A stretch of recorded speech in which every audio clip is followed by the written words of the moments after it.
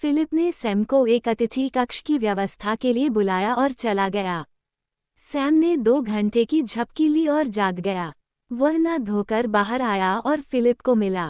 कुछ मिनटों की खोज के बाद अंततः वह फिलिप को एवरग्रीन परिवार के हॉल में मिला। वह एक अधेड़ उम्र के आदमी से कर रही है और तभी सैम अंदर बात करने आया। उन दोनों ने उसे देखा। फिलिप सैम को देखकर मुस्कुराया और उसे आने का संकेत दिया। सैम फिलिप की ओर से और उसके पास खड़ा हो गया।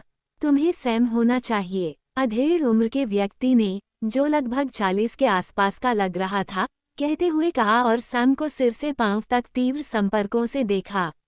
सैम को लगा जैसे उसके सामने चिपका हुआ उम्र का आदमी उसे पूरी तरह से देख सकता है। सैम, ये मेरे पिता हैं, एवरग्रीन पेवेलियन के प्रमुख, मार्कस एवरग्रीन। फिलिप ने परिचय दिया। हेलो, सैम ने बस अपना सिर हिलाया। ये देखकर मार्कस ने आश्चर्य से अपनी आंखें थोड़ी ऊपर उठा लीं। नहीं क्योंकि उसे बुरा लगा, बल्कि इसलिए कि कई साल हो गए जब भी कोई उसके सामने नहीं आया ताकि उससे मिलने वाले हर मुद्दे को लाभ कर दिया जाए, जबकि उन्हें पता था कि वह एवरग्रीन पेवेलियन का प्रमुख है। सबसे पहले युवाओं ने अपने पैड के प्रति घोर अनदेखी दिखाई है। दिलचस्प, वह मन ही मन बुदबुदाया और सैम से बोला। फिलिप ने कहा कि आपके पास खेती करने की अद्भुत प्रतिभा है और वह स्टारवुड अकादमी में शामिल होने के लिए स्टारवुड सिटी आए थे। प्रवेश के लिए अभी भी 2 महीने हैं, इसलिए यदि आप तब तक प्रवेश कर चुके हैं तो एवरग्रीन हाउस में रह सकते हैं। उद्धरण, किसी को मिस्टर मार्कस की जरूरत नहीं है। मैं एक घर की योजना बना रहा हूँ। मैं ज्यादातर अकेले रहना पसंद करता हूँ, इसलिए मैं आपसे विनती नहीं जाऊंगा।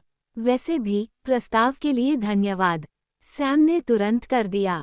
इससे मार्कस को कुछ नहीं बोला और सैम की ओर से फिर से देखा और फिलिप से कहा गया, सैम को नाश्ता ले जाओ और उसे शहर घुमाओ।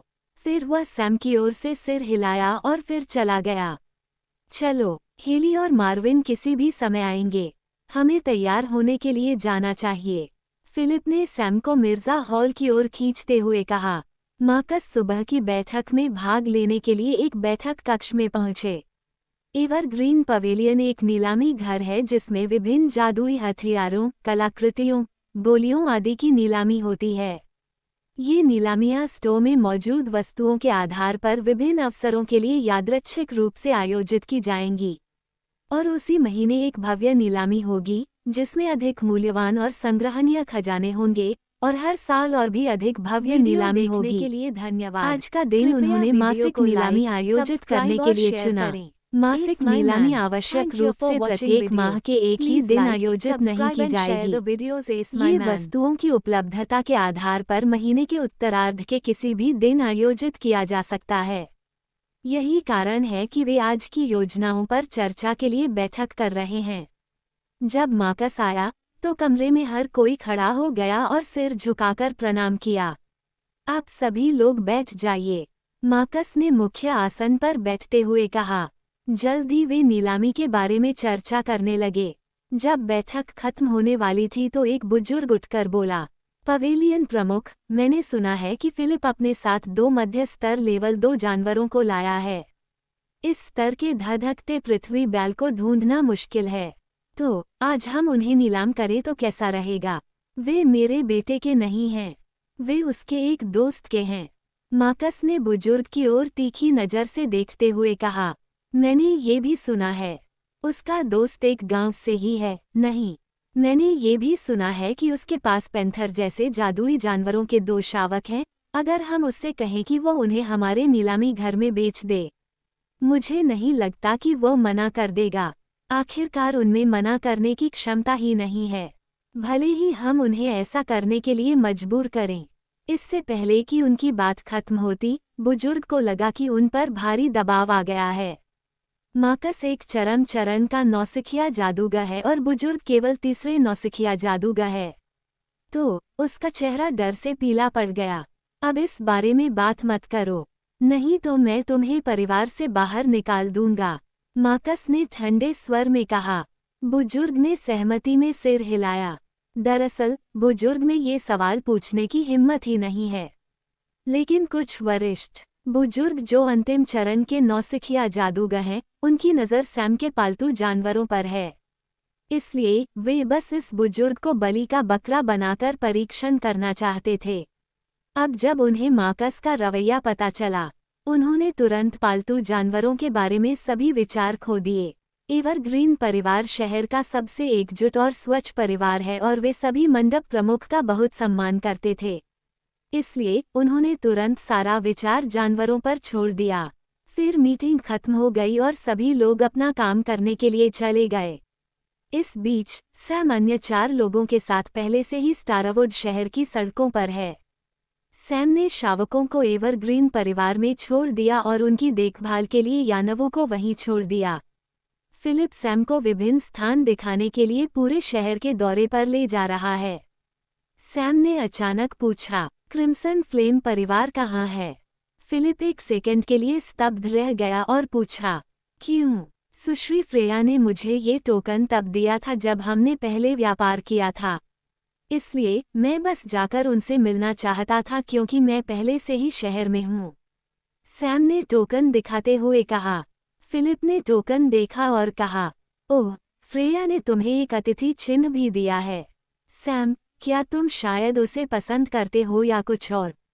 हेली भी उत्तर की प्रतीक्षा करते हुए ध्यान से सुनने लगी, यहाँ तक कि वह खुद भी नहीं जानती कि वह क्यों चिंतित थी। लेकिन उन्होंने केवल सैम का उदास चेहरा देखा। फिर फिलिप ने तुरंत अपना हाथ हिलाया और ऐसा अभिनय करना शुरू कर दिया मानो उसने पहले कभी सवाल ही नहीं पूछा हो। उन्होंने दूसरा रास्ता अपनाया और क्रिम्सन फ्लेम परिवार की ओर चलने लगे। जैसे ही वे क्रिम्सन फ्लेम परिवार में प्रवेश करने वाले थे, एक युवा महिला एक सुंदर पोशाक में गेट से बाहर आई। महिला के लाल बाल और अंडाकार चेहरा है और जेड जैसी त्वचा उसके बालों और पोशाक के साथ पूरी तरह से विपरीत है, जिसने उसके आकर्षण को एक अतिरिक्त स्पर्श दिया है। उनके लंबे पैर और आकर्षक फिगर उनके द्वारा पहनी गई पोशाक से काफी उजागर हो रहे थे। समग्र लुक ने उसे एक नेक लुक दिया, जिससे सभी लड़कियां ईर्ष्या से दांत पीसने लगी और सभी युवा उस पर लार टपकाने लगे।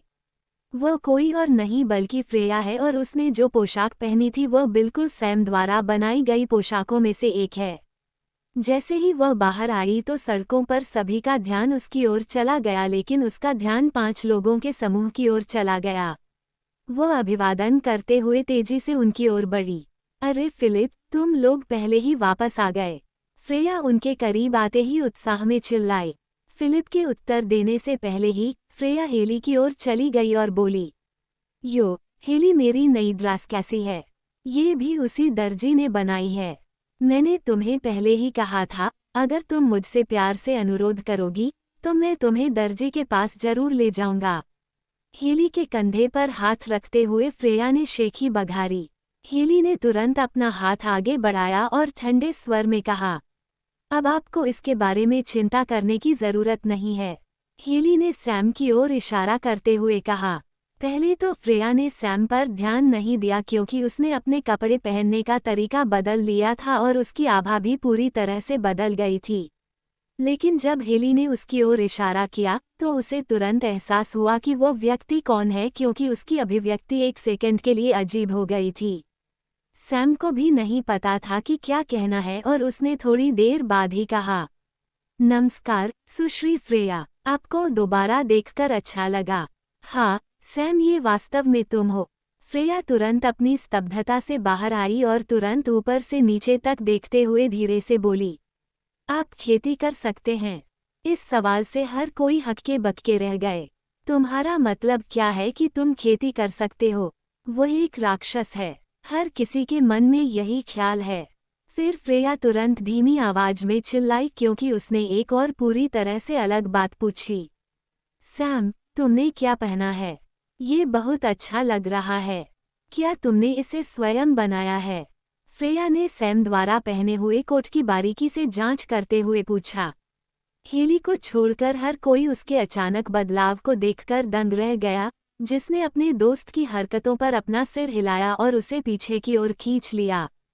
फ्रेया ने अपना हाथ हिलाया और घबराहट से कहा, सैम, तुम्हें मेरे लिए ऐसी ही कुछ पोशाकें बनानी चाहिए।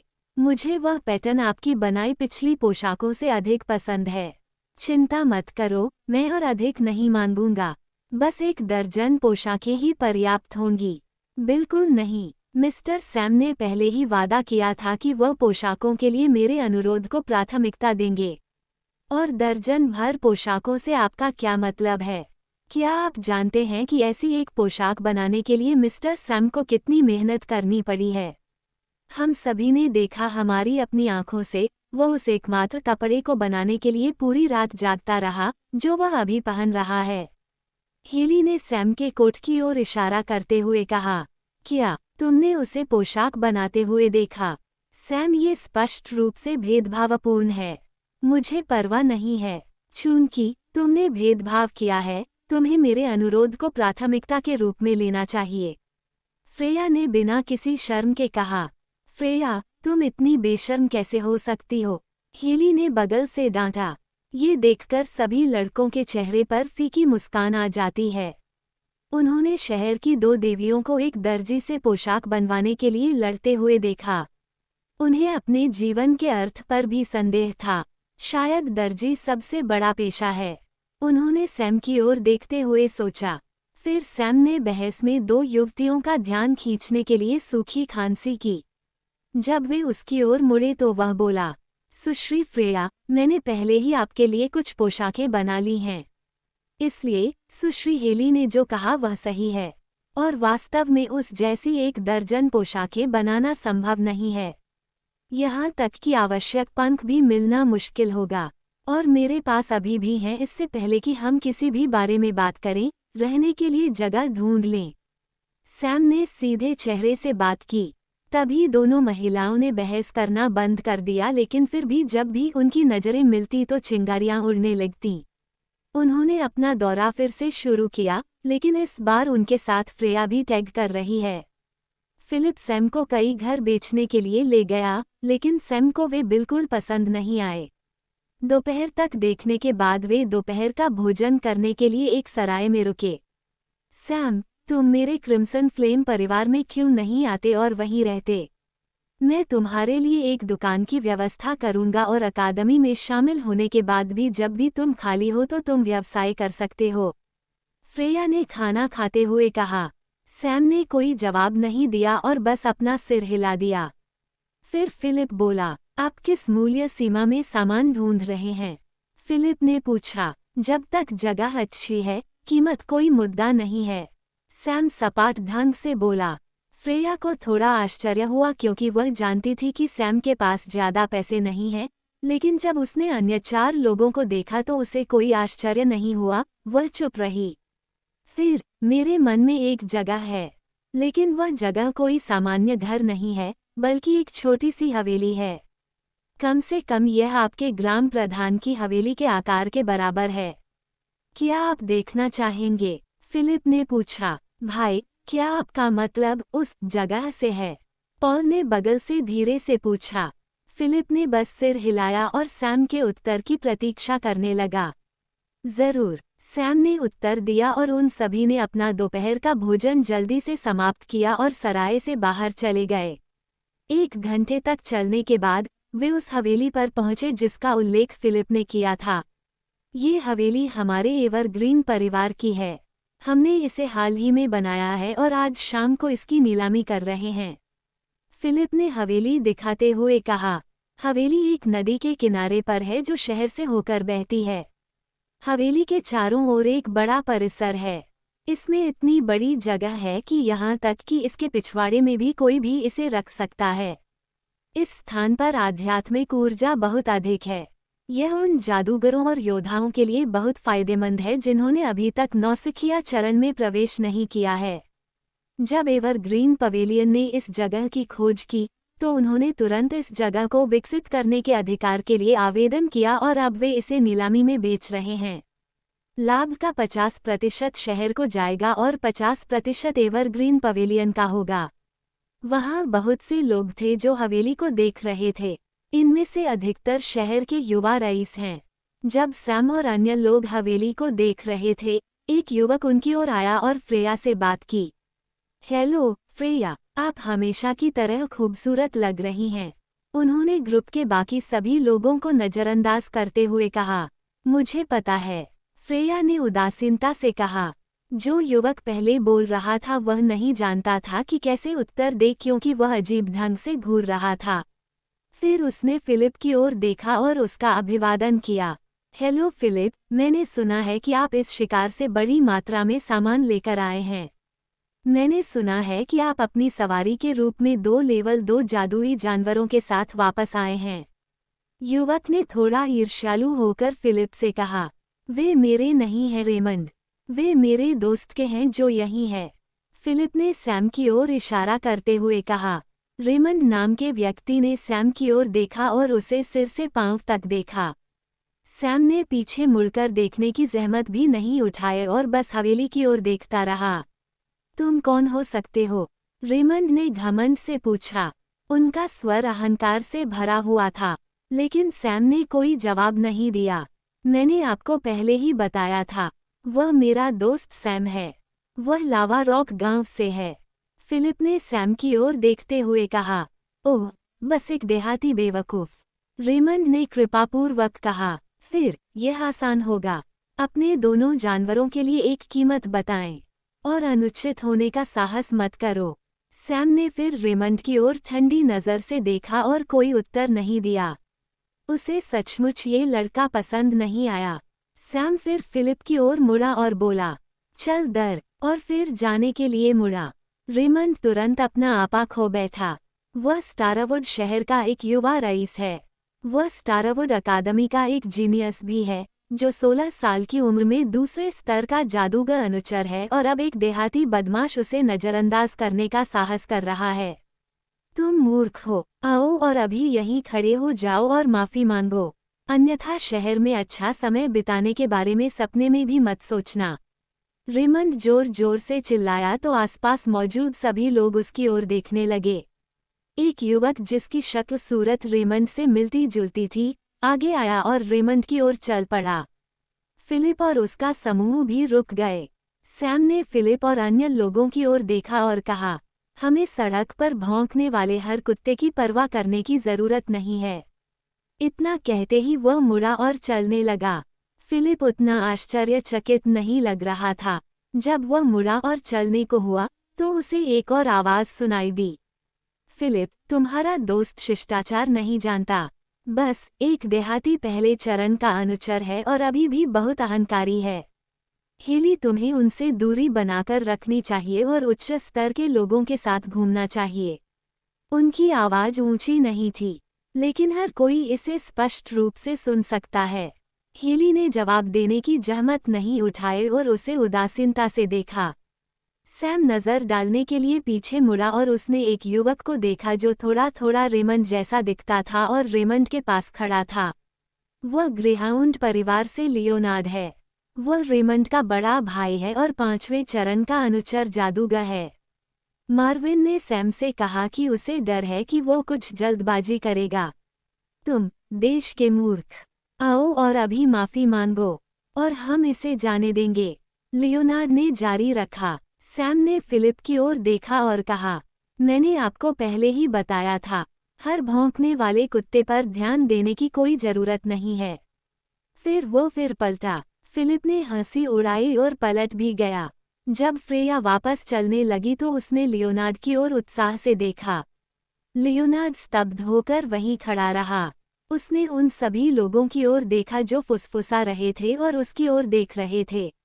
उसने अपने दांत भींच लिए क्योंकि उसे लगा जैसे उसने बहुत सारा चेहरा खो दिया है। वो तो बस उस आदमी का सिर फोड़ना चाहता था, लेकिन उसने खुद को ऐसा करने से रोक लिया क्योंकि इससे वह खुद को और अधिक शर्मिंदा करेगा। दोनों भाई लज्जित होकर वहां से चले गए। इस दौरान, सैम, तुम बहुत बदल गए हो। मुझे नहीं पता था कि तुम इतने अच्छे हो। लियोनार्ड के चेहरे पर वह नज़र अनमोल है। हा हा हा, फ्रेया बोलते हुए हंसी। समूह के बाकी सदस्य बिल्कुल भी आश्चर्यचकित नहीं दिखे, जैसा कि उन्होंने पहले ही देख लिया था कि सैम प्रत्यक्ष रूप से कैसा व्यवहार करेगा। ये सभी एवरग्रीन फैमिली के घर गए और वहीं रहने लगे। सैम तुरंत दोनों शावकों को देखने के लिए अपने कमरे में गया। यानवू तुरंत उसके कंधे पर उड़ गया। फिलिप और अन्य लोग कमरे के अंदर आए। दो शावक जो 1 मिनट पहले तक सो रहे थे, उन्होंने सैम और अन्य लोगों को देखकर अपनी आंखें खोलीं। ये पहली बार है जब उन्होंने अपनी आंखें खोली और सैम को खुशी महसूस हुई जब उसने चमकती आंखों से दो प्यारे शावकों को देखा। दोनों शावक धीरे धीरे खड़े हुए और उसकी ओर चलने लगे। सैम ने उनकी ओर देखा और उन्हें उठा लिया। वे उसके गर्मजोशी भरे आलिंगन में आ गए और सैम ने उनकी ओर देखकर गर्मजोशी भरी मुस्कान दी। बाकी सभी लोगों ने उस दृश्य को देखा जो ऐसा लग रहा था जैसे ये किसी पेंटिंग से आया हो। कमरे में मौजूद दोनों लड़कियों को अपने दिल की धड़कन तेज होती महसूस हुई। सैम अब मुस्कुराहट के साथ इतना सुंदर लग रहा था, उन्हें संदेह हुआ कि क्या वे वास्तव में एक ही व्यक्ति थे। वे अपनी स्तब्धता से बाहर आए और एक दूसरे की ओर देखा और शर्मिंदा होते हुए शर्मा गए। फ्रेया ने फिर ब्लैक पैंथर के शावकों को देखा जो सुंदर बिल्लियों की तरह दिख रहे थे और वहां से चली गई। ओह सैम, वे बहुत प्यारे लग रहे हैं। अगर आप उन्हें मुझे दे दें तो कैसा रहेगा? मैं उनकी अच्छी देखभाल करूंगा। फ्रेया ने अपना हाथ बढ़ाते हुए कहा और शावकों के सिर को थपथपाने की कोशिश की, लेकिन दोनों ने उसके हाथ से बचने के लिए अपना सिर झुका लिया। यह नज़ारा देख हर कोई हंस हंसकर लोटपोट हो गया। यहाँ तक कि हेली ने भी धीमी हंसी भरी। उसे शावक भी अच्छे लगे, लेकिन वे अग्नि प्रकार के हैं और उसकी विशेषता उनके द्वारा विकसित की जाएगी, इसलिए उसने कोशिश नहीं की। फ्रेया ने अप्रसन्नता से अपने होंठ थपथपाए और सैम की ओर देखा। सैम, तुम्हारे शावकों ने मुझे शर्मिंदा किया है, इसलिए बेहतर होगा कि तुम मेरी पोशाक पहले बनाकर इसकी भरपाई कर लो, उसने बेशर्मी से कहा। सैम ने बस अपना सिर हिलाया और शावकों को अपनी अग्नि प्रकार की आध्यात्मिक ऊर्जा साझा करना शुरू कर दिया। यानवु बस सैम के कंधे पर टिकी हुई थी। शाम का इंतजार करते हुए वे सभी बातें करते रहे। सैम, फिलिप और अन्य लोगों के साथ सिटी सेंटर में एवरग्रीन पवेलियन में आए। एवरग्रीन पवेलियन लोगों से खचाखच भरा हुआ है क्योंकि मासिक नीलामी में बहुत सारे लोग आए हैं। सैम और फिलिप अंदर गए और एक निजी कमरे में बैठ गए। कुल 10 निजी कमरे हैं जो सभी भरे हुए हैं। जल्द ही नीलामी शुरू हो गई। हर कोई, मैं आज आपका मेजबान हूँ। मैं सबसे पहले आपके संरक्षण और हमारे सदाबहार मंडप के लिए अपना समर्थन दिखाने के लिए आप सभी को धन्यवाद देना चाहता हूँ। मेजबान 20 साल की खूबसूरत महिला है। वह मेरी बड़ी बहन ईवा है, फिलिप ने बगल से सैम से कहा। सैम ने उदासीनता से सिर हिलाया। उसे वास्तव में इसकी परवाह नहीं थी कि मेजबान कौन था। आज की नीलामी के लिए पहली वस्तु एक तलवार है। ये तलवार बहुत कठिनाई से मंडप के शीर्ष से प्राप्त की गई है। इसे प्रसिद्ध रैंक 2 कारीगर सिल्वेस्टर द्वारा बनाया गया है। यह एक ग्रेड 2 तलवार है जिस पर रैंक 2 और तीक्ष्णता का शिलालेख है। फायर स्टील से बना है। ये वास्तव में अनुचर और नौसिखिया योद्धा जादूगरों के लिए उपयुक्त है। मेजबान ने तलवार पेश की और भीड़ ने तुरंत चर्चा शुरू कर दी। शुरुआती बोली 100 स्पिरिट पत्थरों की है और कम से कम 10 पत्थरों की वृद्धि के साथ। मेजबान ने वेतन वृद्धि पूरी की और जल्द ही बोली शुरू हो गई। 100, 110, 130, 140, 200। अचानक सब चुप हो गए। सभी लोग एक निजी कमरे की ओर मुड़ गए। कमरा क्रिम्सन फ्लेम परिवार का था। बोली सुनते ही सभी चुप हो गए। 200 स्पिरिट पत्थर एक बार, 2 बार और बेचे गए। मेजबान ने बोली की पुष्टि की और अगले आइटम के लिए आगे बढ़ा। फ्रेया, ऐसा लगता है जैसे तुम्हारे पास एक नई तलवार है, मार्विन ने बगल से फ्रेया से कहा। फ्रेया केवल मुस्कुराई। हालांकि परिवार में उनकी ही पीढ़ी के अन्य लोग भी हैं। वह सभी में सबसे प्रतिभाशाली है, तो तलवार स्वाभाविक रूप से उसकी होगी। वह अग्नि विशेषता के साथ तीसरे चरण की अनुचर योद्धा जादूगरनी है, तो तलवार स्वाभाविक रूप से उसके लिए उपयुक्त है। इसी बीच नीलामी दोबारा शुरू हो गई। सैम को किसी चीज में कोई दिलचस्पी नहीं लग रही थी। 2 घंटे बाद नीलामी का अंतिम समय आ गया। अब नीलामी का सबसे प्रतीक्षित समापन आ गया है। यह नदी किनारे की हवेली है। इसमें अनुचरों के लिए सबसे उपयुक्त खेती का माहौल है और घर का दृश्य भी बहुत अच्छा है। घर को विशेष रूप से हमारे वास्तुकार द्वारा डिजाइन किया गया है और सावधानीपूर्वक देखरेख की जाती है हमारा सदाबहार मंडप। मेजबान ने घर की एक पेंटिंग के रूप में परिचय दिया और उसे मंच पर लाया गया। वहाँ एक पुस्तक है जो भूमि का विलेख है जिसे भी मंच पर लाया गया था। मेजबान ने जारी रखा, हवेली की शुरुआती बोली 3000 स्पिरिट स्टोन की है और प्रत्येक बोली कम से कम 100 स्पिरिट स्टोन की होनी चाहिए। उसके खत्म होते ही बोली शुरू हो गई। 3000, 3200, 3500, 3800, 4000, बोली वैसे ही चल रही है। इस बीच सैम पूरे समय चुप रहता है। सैम के चुप रहने से फिलिप, अन्य लोग थोड़ा चिंतित हुए। उन्होंने सोचा कि सैम चुप रहा क्योंकि उसके पास पर्याप्त सामान नहीं था। सैम, आप वे स्पिरिट स्टोन ले सकते हैं जो आपने हमें पहले दिए थे और घर खरीद सकते हैं। आप बाद में वापस आ सकते हैं, फिलिप ने कहा। सैम ने कोई जवाब नहीं दिया और बस मुस्कुरा दिया।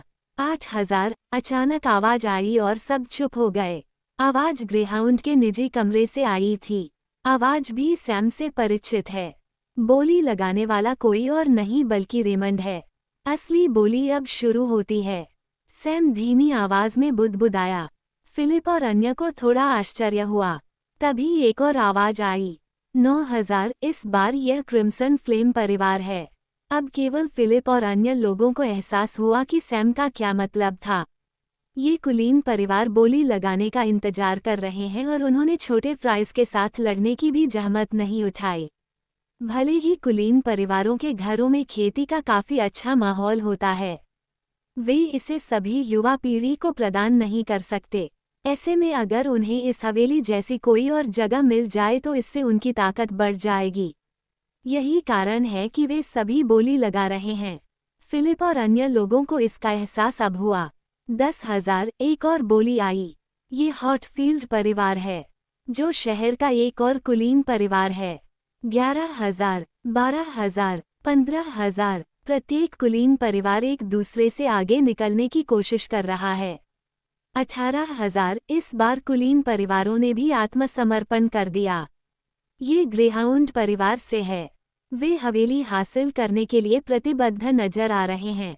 जैसे ही सभी को लगा कि बोली लग गई, तभी दूसरी आवाज आई। 20,000, सैम ने इत्मीनान से बोली। नीलामी कक्ष में हर कोई स्तब्ध था, यहाँ तक कि फिलिप और कमरे में मौजूद अन्य लोग भी स्तब्ध हैं। उन्हें उम्मीद नहीं थी कि सैम इतनी ऊंची रकम की बोली लगाएगा। सभी ने निजी कक्ष की ओर रुख किया, जिस पर कोई लेबल नहीं है। ये वास्तव में एक अतिरिक्त कमरा है, लेकिन ऐसा लग रहा है कि इसे आज ही खोला गया है, सबने सोचा। इस बीच ग्रेहाउंड परिवार के कमरे में लियोनार्ड की अभिव्यक्ति भद्दी हो गई। उसे आवाज स्पष्ट रूप से याद थी। फिर उसे होश आया और उसने बोली बढ़ा दी। 21,000, 25,000, सैम ने फिर से बोली बढ़ा दी और बड़े अंतर से।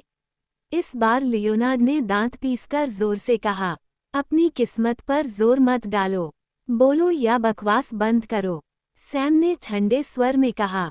हर कोई स्तब्ध था और मन ही मन सोच रहा था, तुम्हें गेंदें मिल गईं। ठीक है, शहर में बहुत कम लोग ये कहने का साहस करेंगे कि लियोनार्ड को बकवास बंद करो, और ऐसा लग रहा था कि बोली लगाने वाला बस वही शख्स है।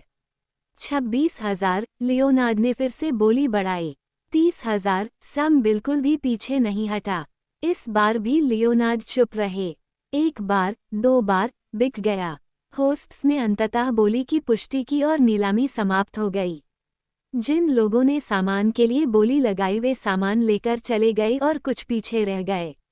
वे ये देखने के लिए उत्सुक हैं कि लियोनार्ड को श्राप देने वाला व्यक्ति कौन है, और वे दिलचस्प और आकर्षक होते हैं।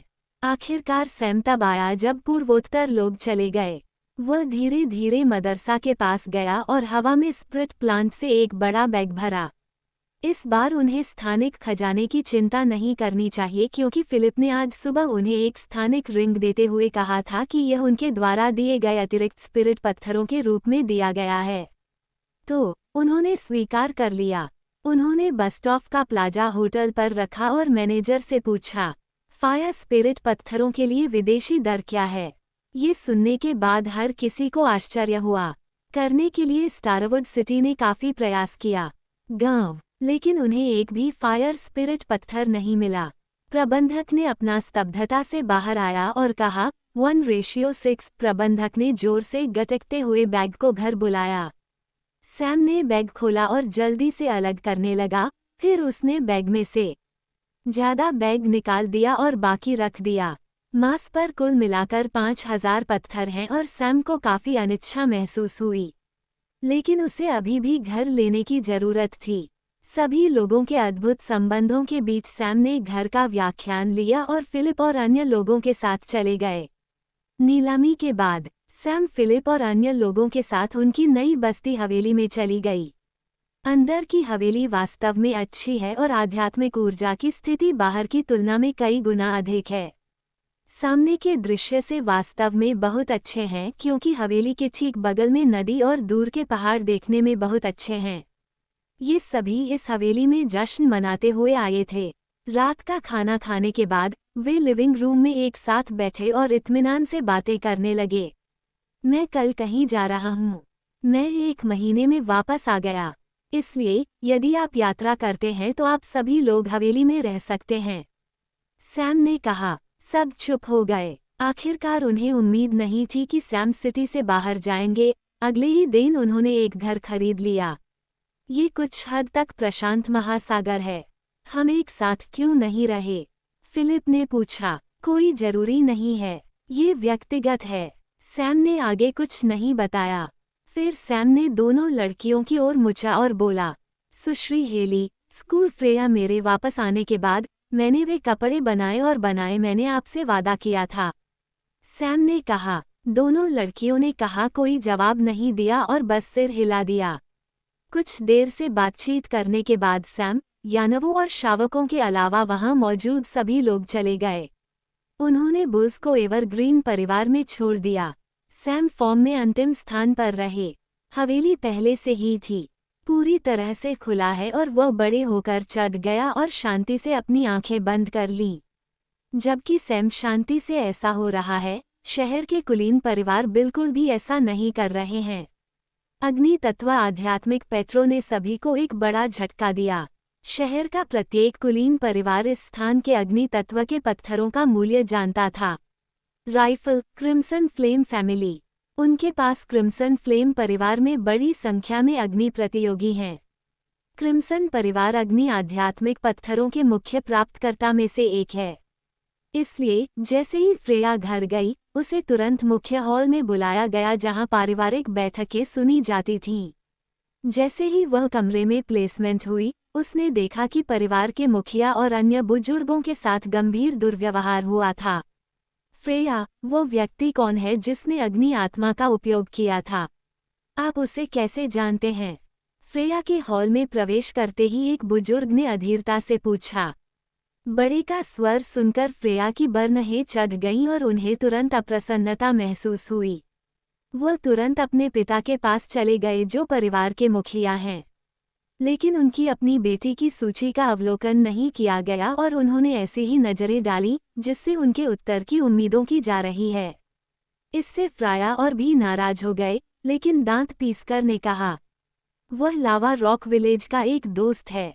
हम पहले एक बिजनेस डीलर की थी, अब वह स्टारवुड अकादमी में प्रवेश के लिए सिटी आई। इसने कई युवाओं को चौंका दिया। एक बुजुर्ग ने आदेशात्मक स्वर में कहा, उसे कल क्रिम्सन फ्लेम परिवार में आमंत्रित करें।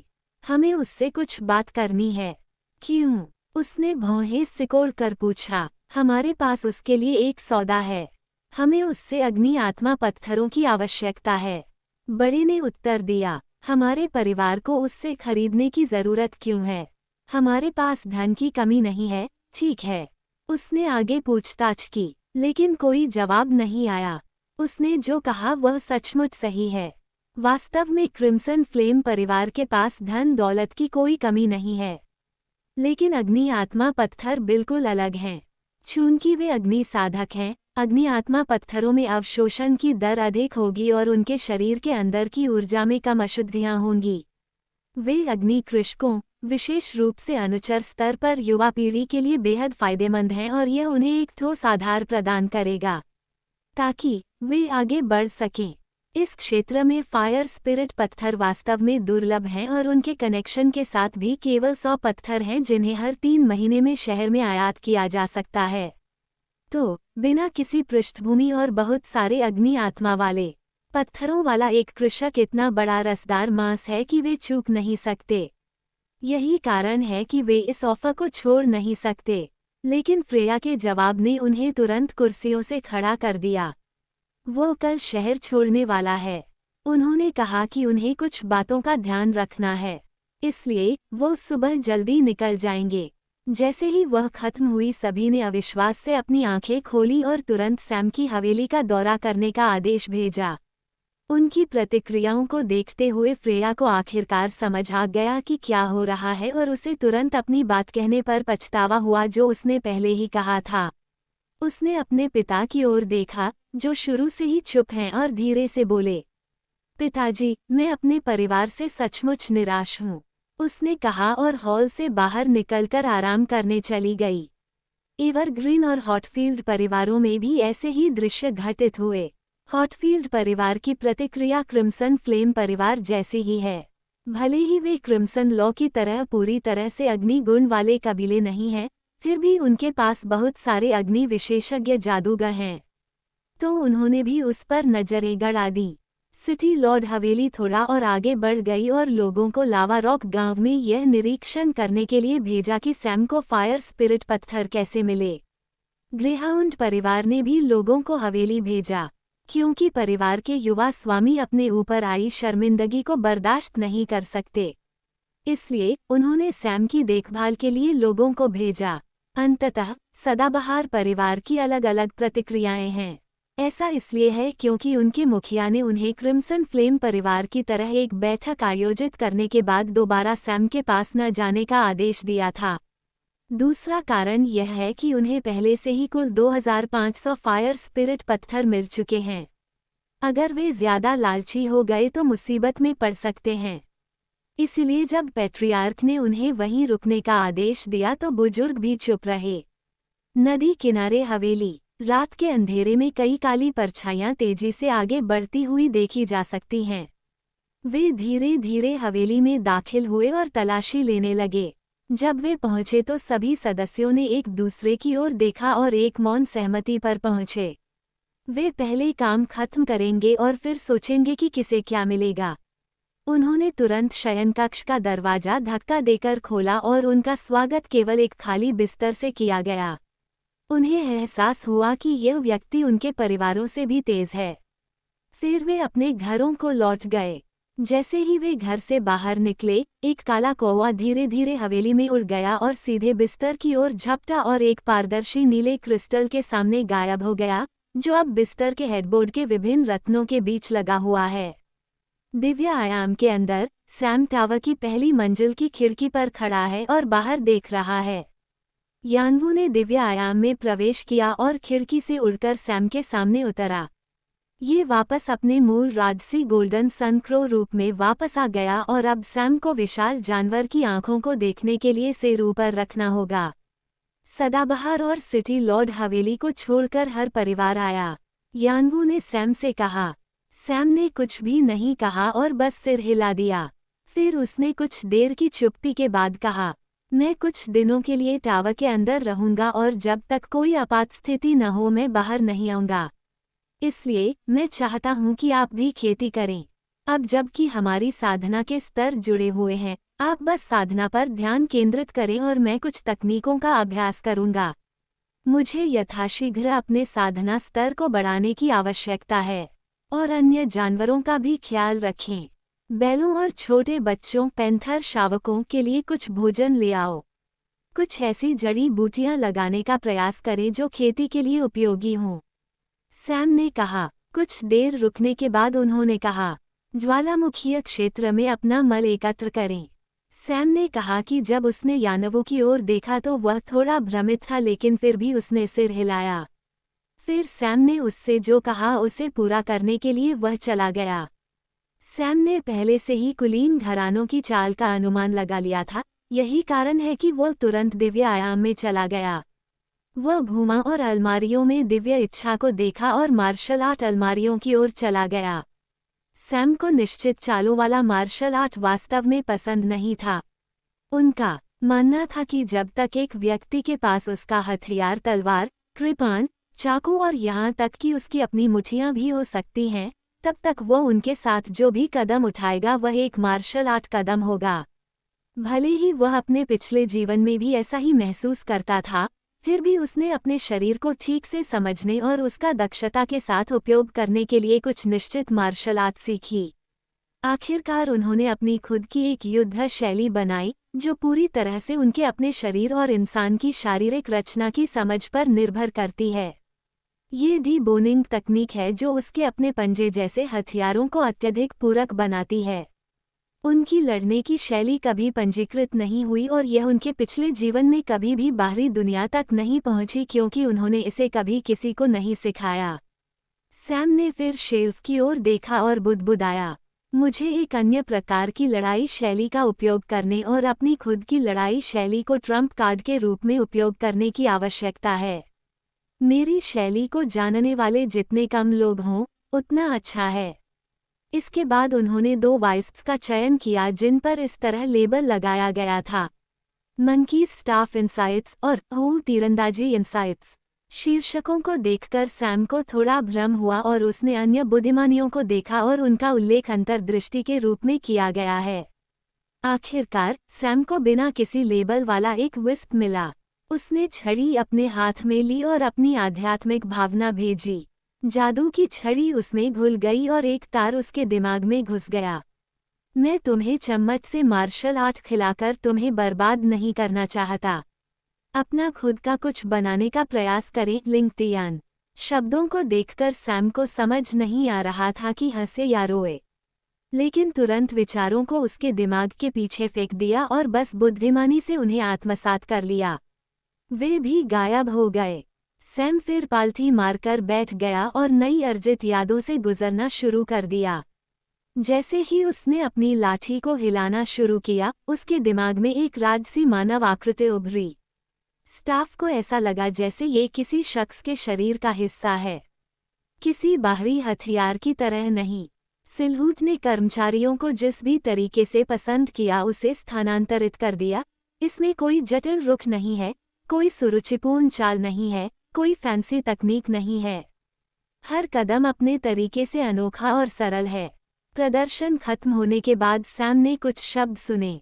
एक डंडा एक गहन लेकिन सरल हथियार है।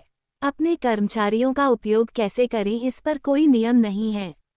बिल्कुल वैसे ही जैसे कोई यह नहीं कह सकता कि आप अपने हाथों का उपयोग कैसे करना चाहते हैं। जब तक आप इसका उपयोग करना चाहें, इसे जैसे चाहें वैसे उपयोग करें।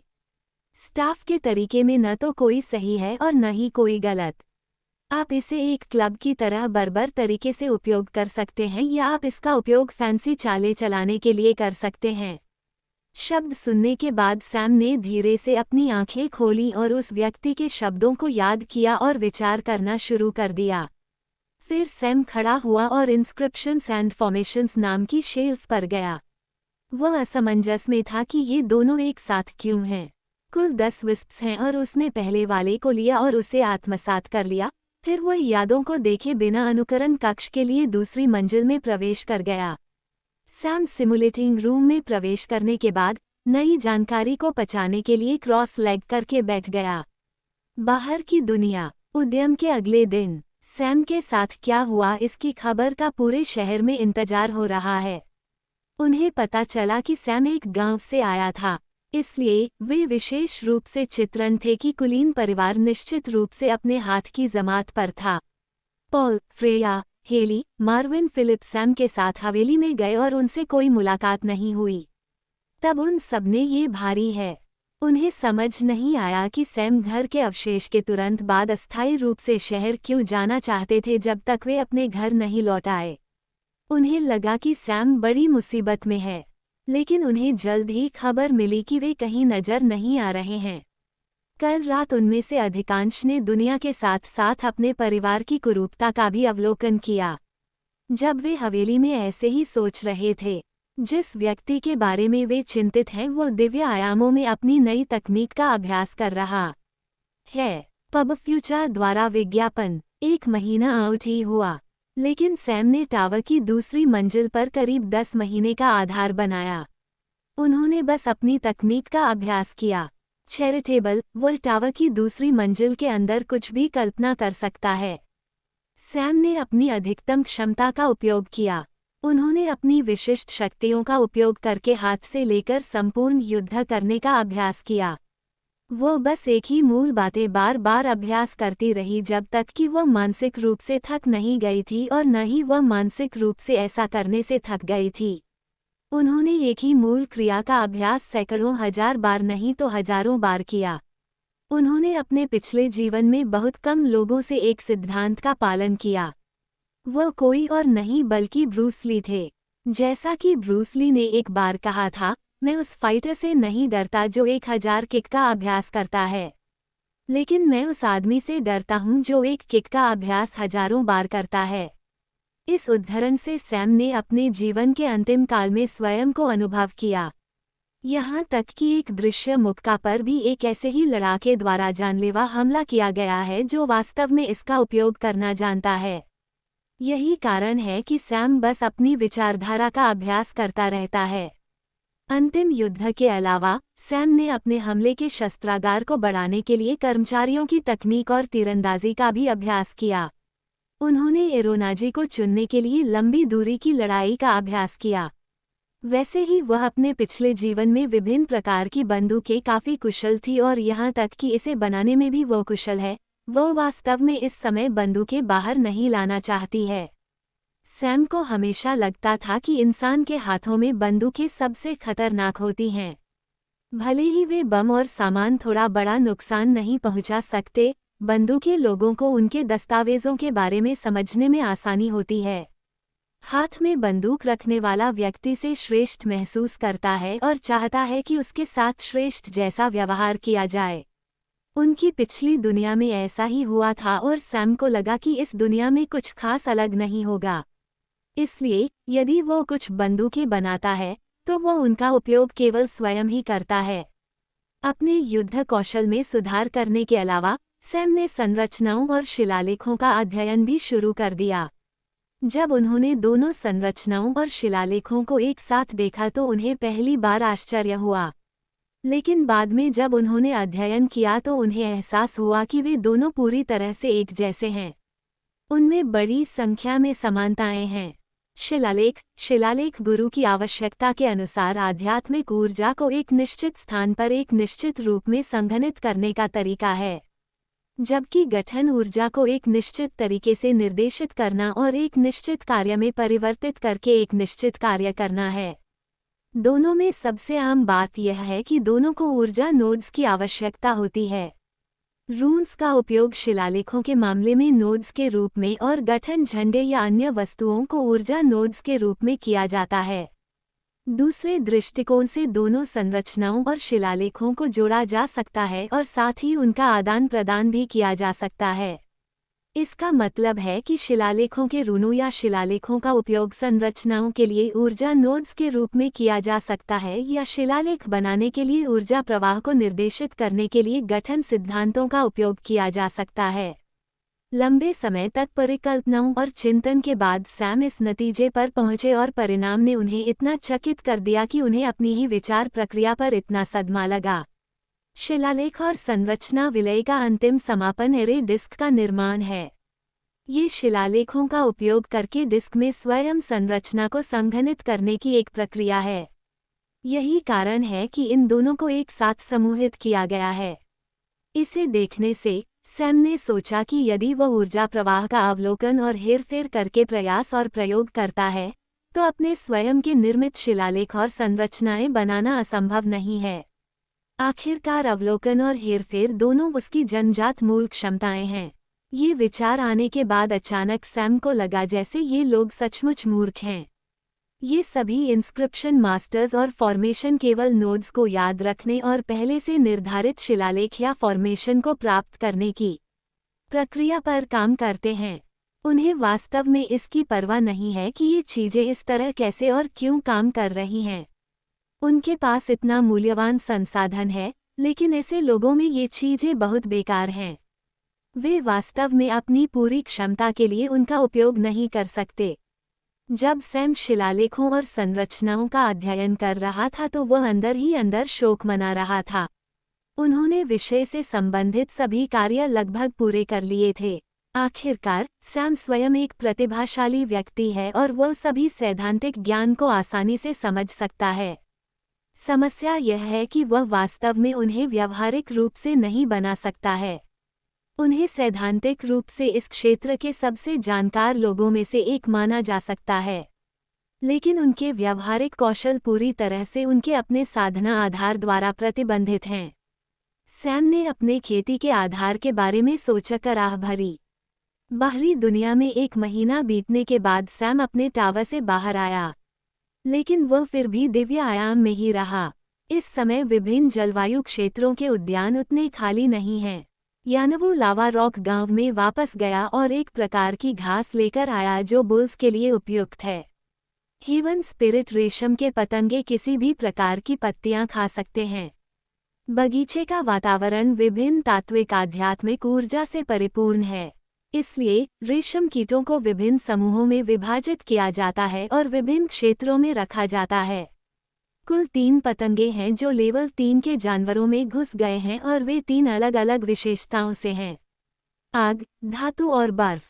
इससे सैम बेहद खुश हुआ क्योंकि उसे एक नए प्रकार का संसाधन मिल जाएगा। अन्य रेशम पतंगों को कोकून बनाते समय सामान्य क्षेत्र में रखा जाता है क्योंकि सैम को भी इस प्रकार के रेशम की आवश्यकता थी। बुल जानवर अभी भी सदाबहार परिवार में हैं। सबसे बड़ी घटना पैंथर शावकों के साथ घटित हुई क्योंकि आखिरकार वे थोड़े बड़े हो गए। वे अब आधुनिक पृथ्वी के एक वयस्क तेंदुए के आकार के हैं, लेकिन इस दुनिया में इन्हें अभी भी थोड़े बड़े हुए शावक ही माना जाता है। ये पैंथर्स ज्वालामुखी क्षेत्र में खुशी से खेल रहे हैं। जैसे ही उन्होंने सैम को आते देखा, वे तुरंत उस पर झपट पड़े और खुशी से उसके चेहरे को चाटने लगे।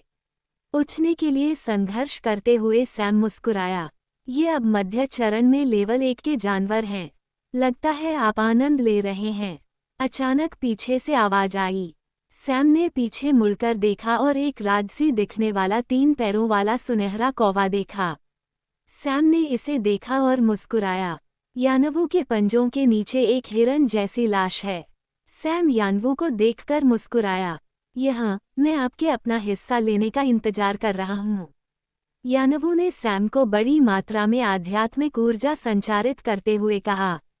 सैम ने शावकों को एक तरफ रख दिया और सीधे खड़े होकर ऊर्जा को स्वीकार किया। यह उनके लिए दैनिक दिनचर्या है। चूंकि सैम ने मैरियड बीस्ट ब्लड लाइन तकनीक में खेती की, इसलिए उसे खुद को विकसित करने की जरूरत नहीं है। उनके अनुबंधित जानवर आध्यात्मिक ऊर्जा को उनके साथ समान रूप से साझा करेंगे और इसके विपरीत। चूंकि सैम पूरे समय व्यस्त था, यानवू उन दोनों के लिए एकमात्र खेती करने वाला था। लेकिन ये बिल्कुल भी धीमा नहीं है।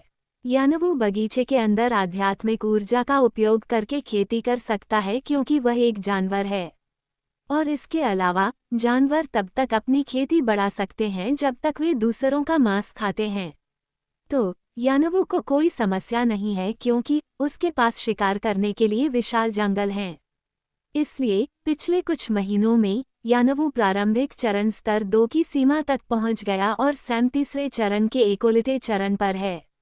सुधार की ये दर काफी ऊंची है, यहाँ तक कि इसे 10 महीने की समय सीमा में भी माना जाता है। लेकिन बाहरी प्रवाह का समय केवल 1 महीना। सैम ने धीरे धीरे आध्यात्मिक ऊर्जा को पचा लिया क्योंकि वह क्रॉस लेग करके बैठा था। कुछ देर बाद सैम ने अपनी आंखें खोली और यानवू की ओर देखते हुए कहा, चलो बाहर चलकर देखते हैं। जैसे ही वह बोला, सैम ने अपने हाथ हिलाए और वे दोनों उसके बिस्तर पर आ गए। यानवू पहले ही अपने रेवन रूप में बदल चुका है। सैम ने बिस्तर से क्रिस्टल लिया और उसे वापस रिंग पर रख दिया और नीचे चला गया जबकि यानवू अभी भी उसके कंधे पर थी।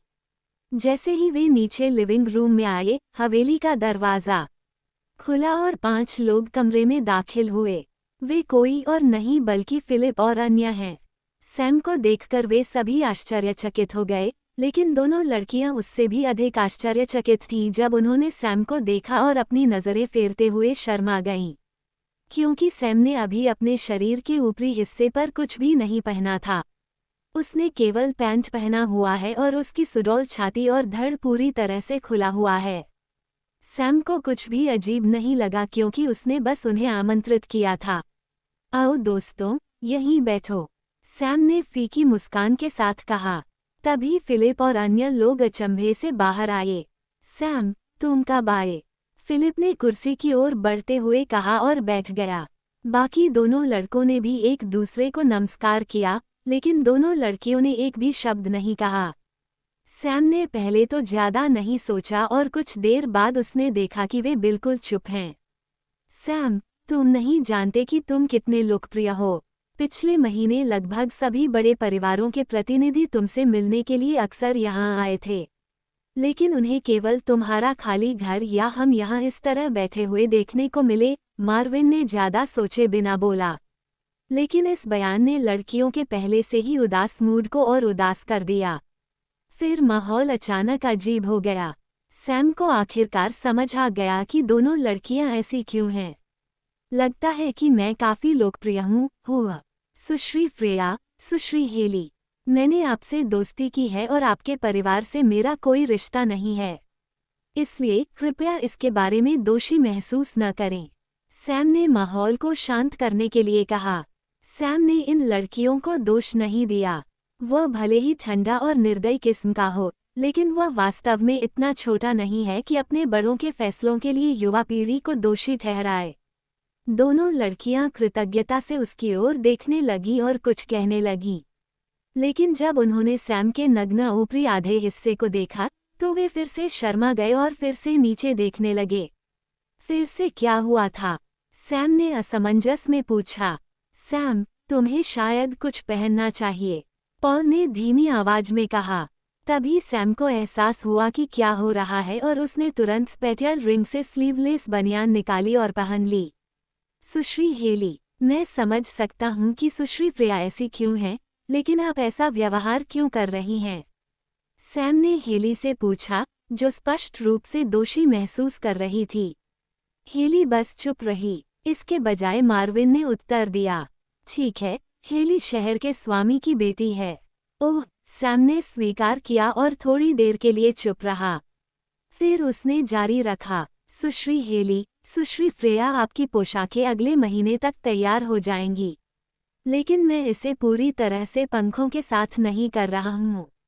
मेरे पास कुछ नए विचार हैं, लेकिन आपको काम पूरा होने के बाद भी भुगतान करना चाहिए। हालांकि मैं तुम्हें छूट दूंगा। सैम ने विषय को पूरी तरह से बदलते हुए कहा। दोनों लड़कियां थोड़ी चौंकी और अंततः मुस्कुरा दीं। ये देखकर बाकी लोगों के चेहरे पर भी मुस्कान आ गई और वे जल्द ही अपने मन में लौट गए। कुछ देर बाद सैम ने एक लिस्ट निकाली और मार्विन को देते हुए कहा, मार्विन, क्या तुम इन्हें मेरे लिए खरीद सकते हो? जैसा कि उसने कहा था कि सैम ने उसे सूची दी थी और वो उसे चमड़े की थैली में कुछ स्पिरिट स्टोन देने वाला था, लेकिन फिलिप ने तुरंत रोक दिया। सैम, बेहतर होगा कि आप फायर स्पिरिट पत्थरों को अभी न निकालें। इन फायर स्पिरिट पत्थरों का विषय अभी भी संवेदनशील है, इसलिए सामान्य स्पिरिट पत्थरों का उपयोग करके भुगतान करना बेहतर है। फिलिप ने कहा, लेकिन मेरे पास कोई सामान्य स्पिरिट स्टोन नहीं है, सैम ने अजीब ढंग से कहा। ये सुनकर हर कोई अवाक रह गया। तब फिलिप अपनी घबराहट से बाहर आया और बोला, तब पॉल मार्विन के साथ जाएगा। वह मेरे पिता के साथ आपके अग्नि आत्मा पत्थरों को सामान्य आत्मा पत्थरों के साथ बदल देगा और फिर वे आपके लिए वो वस्तुएं खरीदेंगे जो आप चाहते हैं। फिलिप ने कुछ सोचने के बाद कहा, जरूर, सैम ने कहा और थैली पॉल को सौंप दी। अब उनकी पिछली अजीबता पूरी तरह से मिट गई है। पॉल ने थैली ले ली जबकि मार्विन ने सूची देखी। जितना अधिक वह पढ़ता गया, उतना ही अधिक उसका मुंह खुलता गया। वह अपनी स्तब्धता से बाहर आया और हैरानी से सैम की ओर देखा और पूछा, सैम, तुम्हें इतनी सारी वस्तुओं की आवश्यकता क्यों है? तुम क्या करने जा रहे हो? मुझे देखने दो। फिलिप ने सूची हाथ में लेते हुए पूछा और वह भी चौंक गया। फिर उसने सैम से कहा, उसका दिल खुल गया। सैम, आपने संरचनाओं और शिलालेखों पर ध्यान देना कब शुरू किया? इस बार हेली और फ्रेया भी अपना आपा खो बैठीं। वह शिलालेखों और संरचनाओं को जानता था। उसे कब से पता था? उसने ये कहाँ से सीखे? हर किसी के मन में यही ख्याल था। सैम ने उत्तर देने की जहमत नहीं उठाई। इसके बजाय वह मार्विन की ओर मुड़ा और बोला, कृपया उन्हें यथाशीघ्र प्राप्त करें। यदि आपके पास परिवर्तन शेष है तो गठन झंडे लेकर आएं। सूची में वे सभी वस्तुएं शामिल थीं जो किसी भी प्रकार की संरचना या शिलालेख बनाने के लिए आवश्यक हैं। वस्तुओं में प्रथम श्रेणी के सबसे जटिल शिलालेख या संरचना को बनाने के लिए आवश्यक हर प्रकार की सामग्री शामिल है। मार्विन ने सिर हिलाया और पॉल के साथ बाहर चला गया। बाकी लोग तो इत्मीनान से बातें करते रहे। जब तक मार्विन और पॉल वापस आए तब तक शाम हो चुकी थी। जब वे वापस आए तो उन्होंने देखा कि सैम और अन्य लोग अभी भी लिविंग रूम में हैं और दो पैंथर भी आसपास खेल रहे हैं। कुर्सियों पर गिरते ही मार्विन और पॉल दोनों थक गए थे। सैम, अगली बार जब आप मुझे थकाऊ काम के लिए मुआवजा न देंगे तो बेहतर होगा। हमें सभी सामान अलग अलग तरह के सामान बेचने वालों ने दिए ताकि कोई शक हो जाए और उसे पूरा करते करते शाम हो जाए। मार्विन ने स्वर में थके हुए कहा। सभी ने पॉल की ओर देखा। उसने कुछ नहीं कहा, लेकिन उसके हाव भाव से वे सभी समझ गए कि उसका हाल भी मार्विन जैसा ही है। जरूर जरूर, सैम ने अपना हाथ की ओर फैलाते हुए कहा। मार्विन ने एक स्थानिक यात्रा ली और सैम को दे दिया और सैम ने अपनी एक खाली स्थानिक यात्रा को पार कर दिया। सैम ने सभी वस्तुओं की जांच के लिए संतुष्टि प्राप्त की। फिर उसने अपनी ओर देखा और कहा, दोस्तों, मुझे हथियार कुछ कहते हैं। सभी ने उसे देखा और उसके जारी रहने का इंतजार किया। मैं फिर शहर से बाहर रेस्तरां में गया और 1 महीने बाद वापस आ गया। सैम ने सीधे चेहरे से कहा। सभी लोग चुप हो गए और फिर एक दूसरे की ओर देखने लगे। तो फिर आए ही क्यों? फ्रेया ने पूछा। इनमें सभी पर्यटकों को थोड़ी परेशानी का सामना करना पड़ता है, सैम ने फिर सीधे कहा। उनके उत्तर को सुनने वाले मार्विन और पॉल ने एक दूसरे का अवलोकन देखा। वे रोना चाहते थे, लेकिन आंखें नहीं आईं। फिलिप और अन्य लोगों ने भी उनकी ओर देखा और भरा हुआ है। आप पूरी तरह से वापस आ गए, बस हमें अपना काम बताएं। हर किसी के मन में यही विचार है। सैम दिव्य आयाम में टॉवर की दूसरी मंजिल पर है, लेकिन अभी कमरा अपनी सामान्य मानवीय स्थिति में नहीं है, बल्कि यह किसी अन्य कमरे की तरह ही है। बस ये कई 100 गुना बड़ा है। एक जगह पर असाधारण सैम को ब्रूस से कुछ टूटे हुए देखा जा सकता है। यहाँ पर 2 बड़े बने सैन डिटेक्टर वृत्त हैं जिनमें कुछ छोटी रूनिक प्रतिमाएं शामिल हैं जिन्हें देखा जा सकता है। यह एक विशेषता का मुख्य कंकाल ढांचा है। इसका उपयोग मुख्य रूप से चार्टर की वस्तुओं में संघनित और नामांकन करने के लिए किया जाता है। बड़ा वृत्त लगभग 3 फीट त्रिशूल में है, जबकि छोटा वृत्त लगभग 2 फीट त्रिशंकु में है।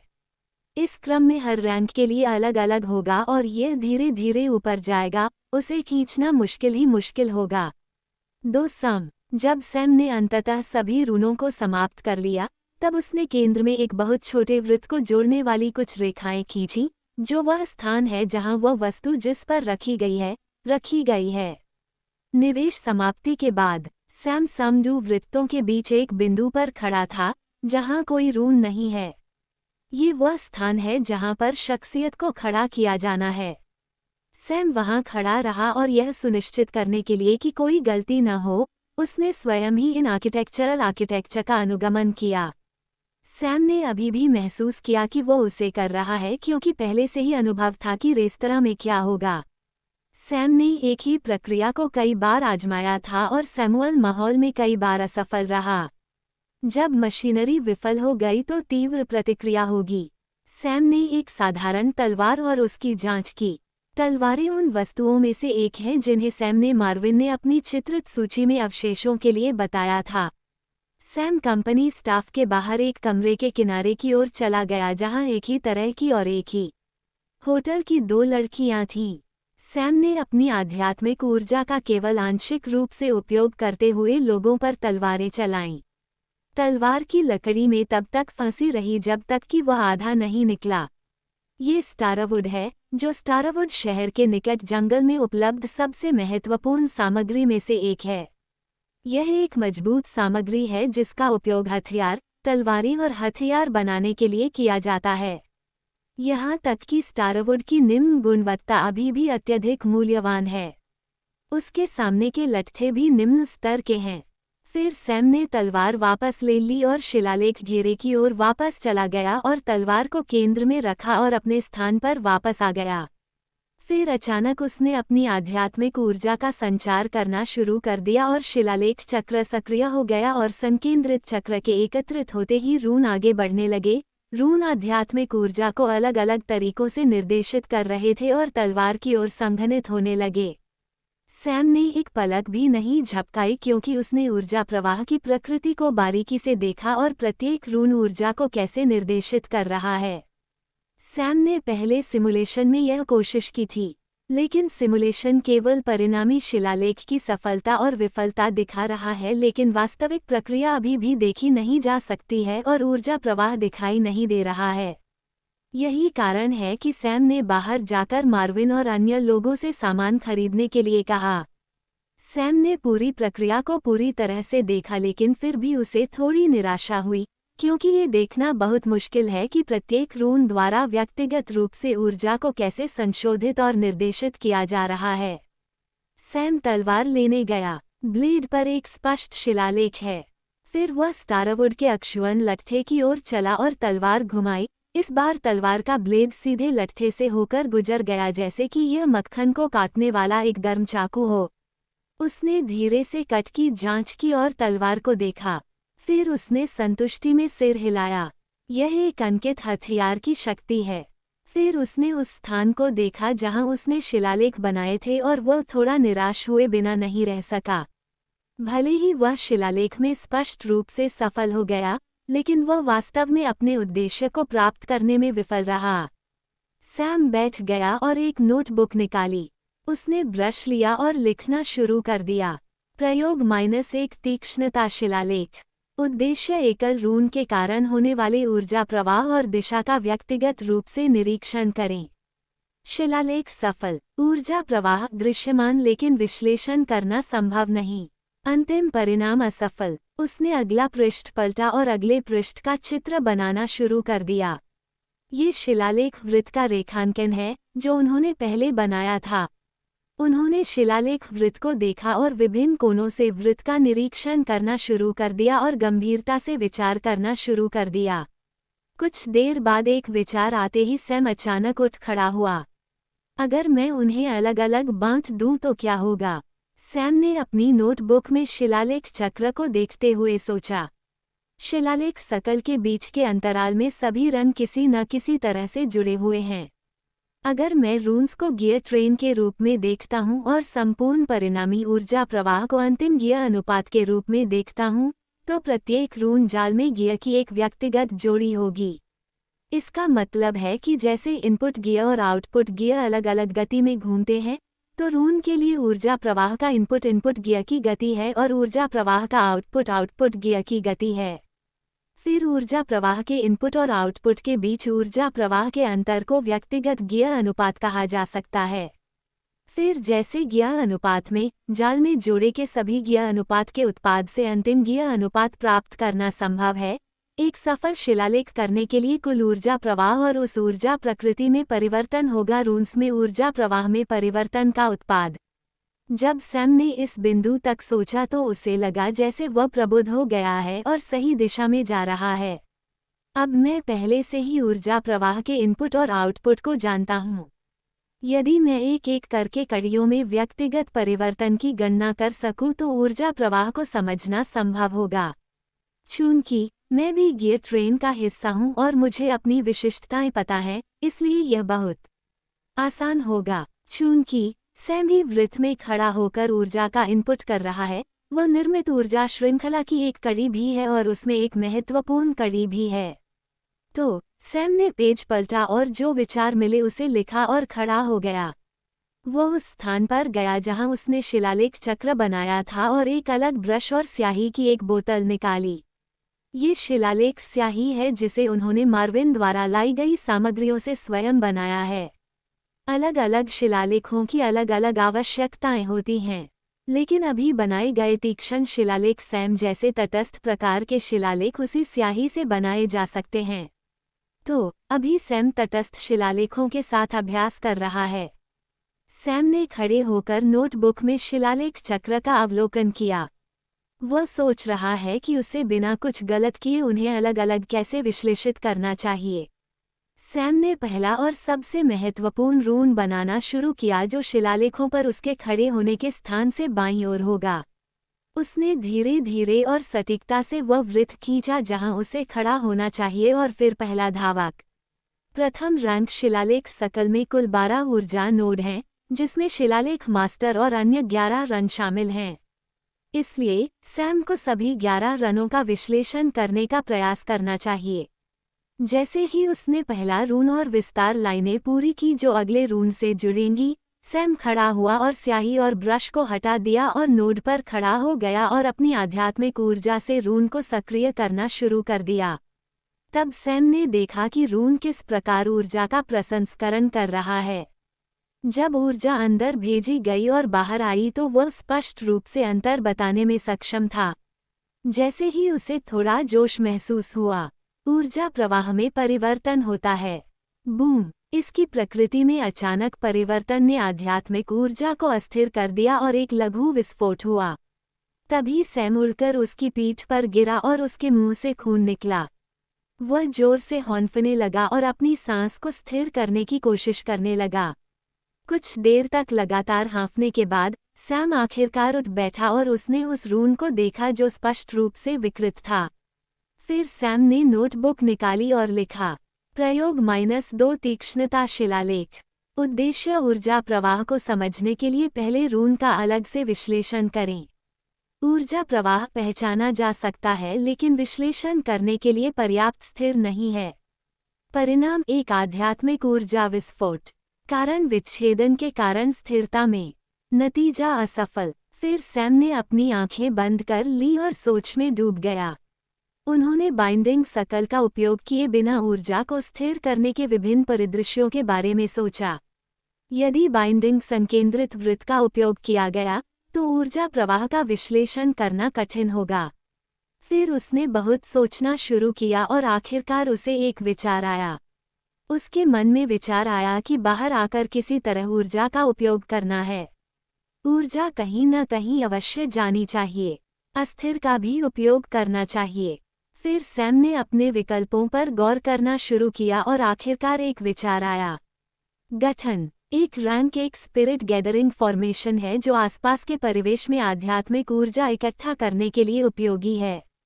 ये गठन न केवल आध्यात्मिक ऊर्जा के उपयोग को कुशल बनाता है, ये कृषक को अस्थिर ऊर्जा को स्थिर करके उपयोग करने में भी सक्षम बनाएगा।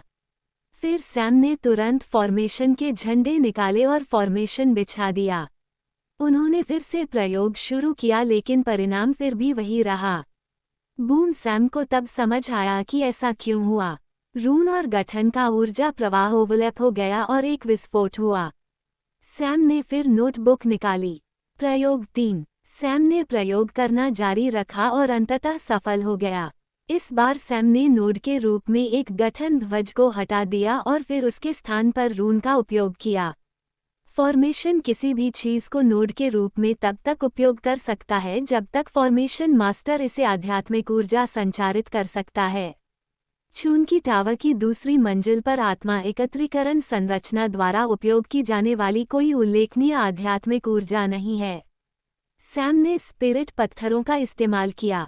अंत में जब सैम ने रून को फॉर्मेशन के इनपुट नोड के रूप में उपयोग किया और रून के आउटपुट को अगले नोड से जोड़ा जो कि अगला फॉर्मेशन ध्वज है, सैम अंततः सफल हुआ।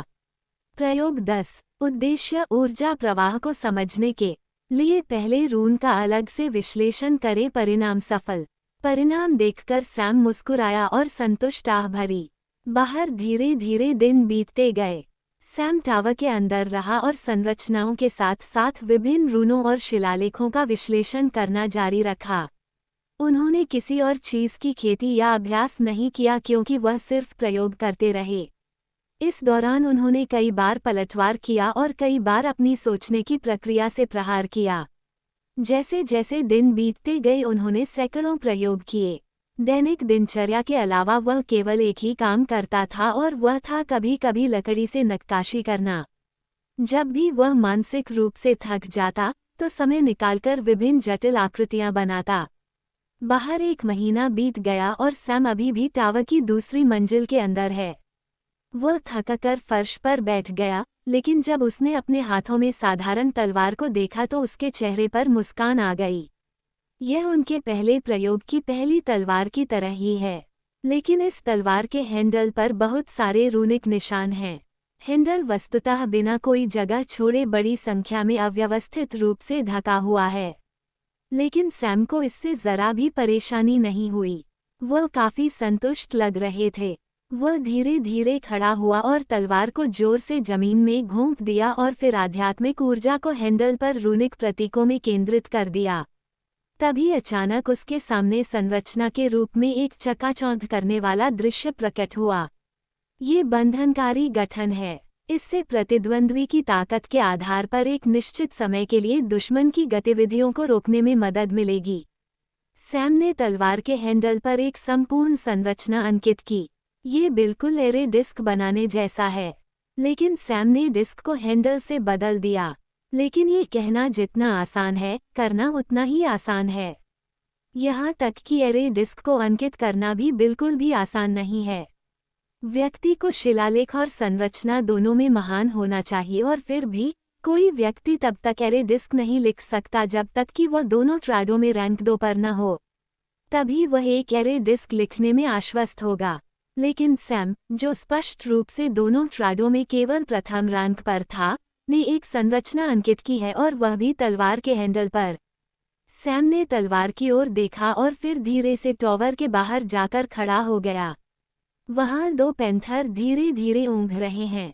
यानवू अपने मूल रूप में भी है, जैसे कि एक पेड़ पर सोया हुआ हो। दिव्य आयाम के बाहर जाकर और बिस्तर पर आकर सैम मुस्कुराया। अनंत काल के बाद वह सामान्य रूप से सोया। अगले दिन जब सैम नीचे चला गया तो उसने स्लीवलेस बनियान के ऊपर अपना काला पंख वाला कोट पहना। यानवू पीछे से आ रहा है। सैम यानवू के साथ हवेली के बाहर फिलिप की ओर चला गया। रास्ते में सैम ने देखा कि सड़कों पर लोगों की काफी भीड़ है और हर कोई किसी न किसी बात पर चर्चा कर रहा है। पूरा शहर प्यारा है। सैम फिलिप और अन्य लोगों से मिलने के लिए एवरग्रीन परिवार की ओर बढ़ा। ओह, आखिरकार आप यहाँ हैं।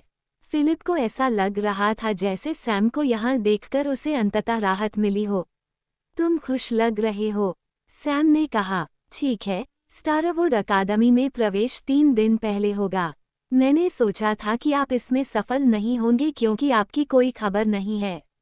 अब जब आप यहाँ हैं तो मैं वास्तव में खुश हूँ। फिलिप ने कहा, चलो हवेली पर चल रहे हैं। समय हो गया है, बाकी लोग भी वहीं रहेंगे। फिलिप ने कहा कि वे दोनों पॉल के साथ सैम की हवेली में चले गए। कुछ समय बाद, मेरी हवेली स्मारक की जगह है, सैम ने मजाक करते हुए कहा। आप वैसे भी इसका उपयोग नहीं कर रहे हैं, तो अगर हम इसे थोड़ा सा भी उपयोग करते हैं तो क्या करेंगे? फ्रेया ने बगल से कहा। अब जब आप यहाँ हैं, हम सभी राहत महसूस कर रहे हैं। हम सभी ने सोचा था कि आप प्रवेश दिवस पर नहीं आएंगे, मार्विन ने बगल से कहा। सैम बस मुस्कुराया। सैम, मुझे लगता है कि पहले के बाकी दिनों में परीक्षण से मेरे परिवार में बेहतर प्रदर्शन होगा। सिटी लॉर्ड और अन्य रिश्तेदारों का प्रवेश द्वार पर ध्यान दिया जाएगा, लेकिन वे फिर भी आप पर नजर डालेंगे। हो सकता है कि वे देखें।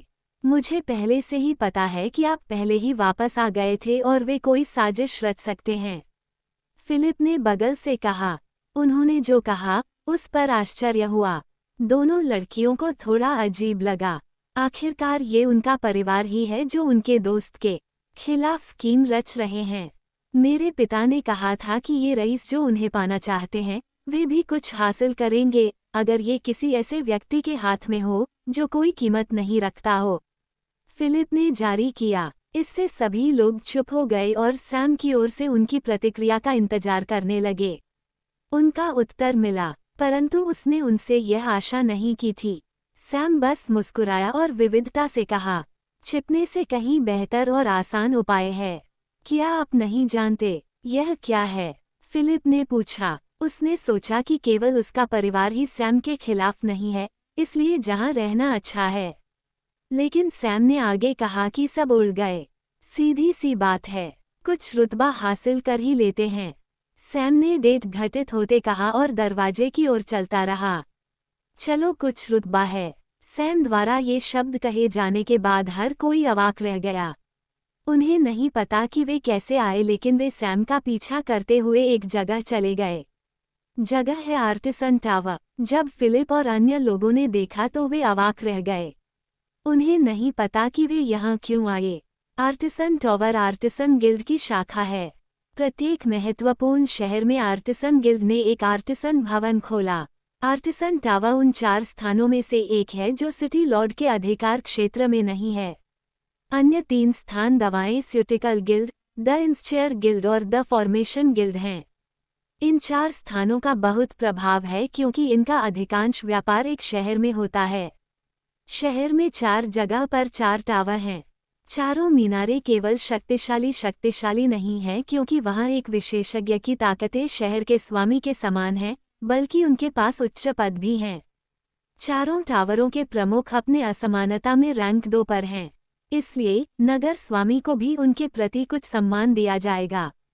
इसलिए जब सैम आर्टिसन गिल्ड में आया तो उन्होंने सोचा कि सैम को यहाँ कोई पता चले जो उसे इस स्थिति से बाहर निकालने में मदद कर सके। फिर मार्विन ने पूछा, सैम, क्या तुम यहाँ किसी को पता हो? मार्विन, नहीं। सैम के जवाब ने उन्हें चौंका दिया। यदि आप नहीं जानते कि हम यहाँ क्यों हैं? फ्रेया ने इस बार पूछा। अच्छा, मैंने पहले नहीं कहा था, जरूर कुछ रुतबा मिलेगा। सैम ने कही सच्ची बात। सैम, पहले वेपन स्मिथी या फोर्जिंग की पढ़ाई क्या की थी? फिलिप ने बाद में कुछ विचार विमर्श किया। उन्होंने अनुमान लगाया कि सैम यहाँ क्यों आए, लेकिन वह इस अनुमान के बारे में दार्शनिकों की राय में नहीं है। सैम ने अपने प्रश्न का उत्तर नहीं दिया और बस काउंटर की ओर चला गया। सैम ने रिसेप्शनिस्ट से पूछा, मैं परीक्षा देना चाहता हूँ। यहाँ फॉर्म भरने और पहली मंजिल पर। स्वीकारोक्ति, जो एक युवा महिला है, ने थोड़ा झूलाहट के साथ कहा और उसकी ओर देखते हुए एक फॉर्म पास कर दिया। सैम ने फॉर्म को देखा और उस पर नजर डाली। यह एक बोर्ड परीक्षा फॉर्म है। व्यावसायिक परीक्षण फॉर्म का उपयोग उन लोगों के लिए किया जाता है जो पहले से ही रैंक वाले किसी भी तरह के कौशल का अध्ययन करना चाहते हैं। परीक्षण से अभ्यर्थी की योग्यता और ज्ञान का विश्लेषण करने में सहायता के लिए और सभी कलाकार संघों में पोस्ट किए गए। यदि किसी अभ्यर्थी को पसंद किया जाता है तो उन्हें व्यावसायिक बनने का अवसर दिया जाएगा। अन्य सभी प्रतिष्ठानों में भी ये प्रणाली इसी प्रकार काम करती है। जब फिलिप और अन्य लोगों ने फॉर्म देखा तो उन्हें लगा कि आखिरकार उन्हें समझ आ गया कि सैम ने क्या योजना बनाई थी। फिलिप मदद नहीं कर सकता लेकिन कह सकता है, सैम, भले ही आप उच्च अंक प्राप्त कर चुके हों और उच्च रैंक वाले कलाकारों के लिए बोर्ड बनने में सक्षम हों, तब तक बहुत देर हो चुकी होगी। हमारे पास ज्यादा समय नहीं है। फिलिप ने छोटी सी चिंता भरी बात कही। सैम मुस्कुराया और उत्तर देने ही वाला था, उसी समय उसने पीछे से किसी की बात सुनी। अंततः आप उस छेद से बाहर थे जहां आप छुपे हुए थे। इससे सैम और उसका दोस्त सभी परेशान हो गए। उन्होंने ऐसा करने वाले व्यक्ति की ओर मुख किया और देखा कि लियोनार्ड शेर के साथ बात करते हुए वहां खड़े थे। लियोनार्ड ने सैम के हाथ में फॉर्म देखा और मजाक किया, आप वास्तव में देहाती हथियार हैं। क्या आप वास्तव में सोच रहे हैं कि सिर्फ इसलिए कि आप एक परीक्षण दे सकते हैं, आप निश्चित रूप से एक कलाकार के संस्थान बन जाएंगे? ध्यान से सुनो, मैं पहले से ही टावर के एक बुजुर्ग का कलाकार हूँ। वह एक रैंक बनने वाला है 2 कलाकार। क्या आप अब भी सोच रहे हैं कि पूरे आर्टिसन टावर में आपके लिए कोई कॉलेज के रूप में ले जाएगा? सपना देखिए। प्रवेश टूर्नामेंट समाप्त हो गया है ही मैं आपसे निहत लूंगा, मैं आपको कभी भी नहीं बताऊंगा, होना होगा। सैम ने उसे बिल्कुल भी बुरा नहीं माना और बस काउंटर पर चला गया और रिसेप्शनिस्ट महिला से कहा, मिस, मैं एक विशेषज्ञ परीक्षा देना चाहता हूँ, व्यापारिक परीक्षा नहीं। सैम ने जो कहा उससे मैं बहुत आश्चर्यचकित हूँ। लियोनार्ड के चेहरे पर अनकहा जाम लग गया। फिर वह जोर से हंसा। स्वीकारोक्ति ने भी सैम को ऊपर से नीचे तक देखा। वो किसी कारण से नाराज लग रही थी। सैम ने मन ही मन सोचा। स्वीकारोक्ति ने बस सैम के सुंदर चेहरे को देखा और उसी के साथ कहा, दफा हो जाओ। फिर उसने अपना काम जारी रखा। इस बार बर्नहेन चढ़ाने की बारी सैम की थी। उसे क्लासिक अप्रसन्नता महसूस हुई। इस बीच रिसेप्शनिस्ट को भी ये बात नागवार गुजरी। वो असल में कैरेक्टर वाली महिला हैं।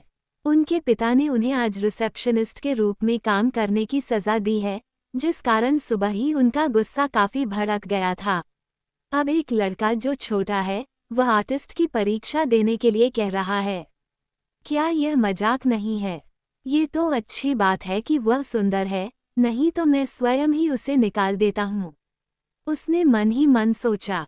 उसी समय उन्हें एक किरदार दिया गया जिससे उनका झूलाहाट और भी बढ़ गया।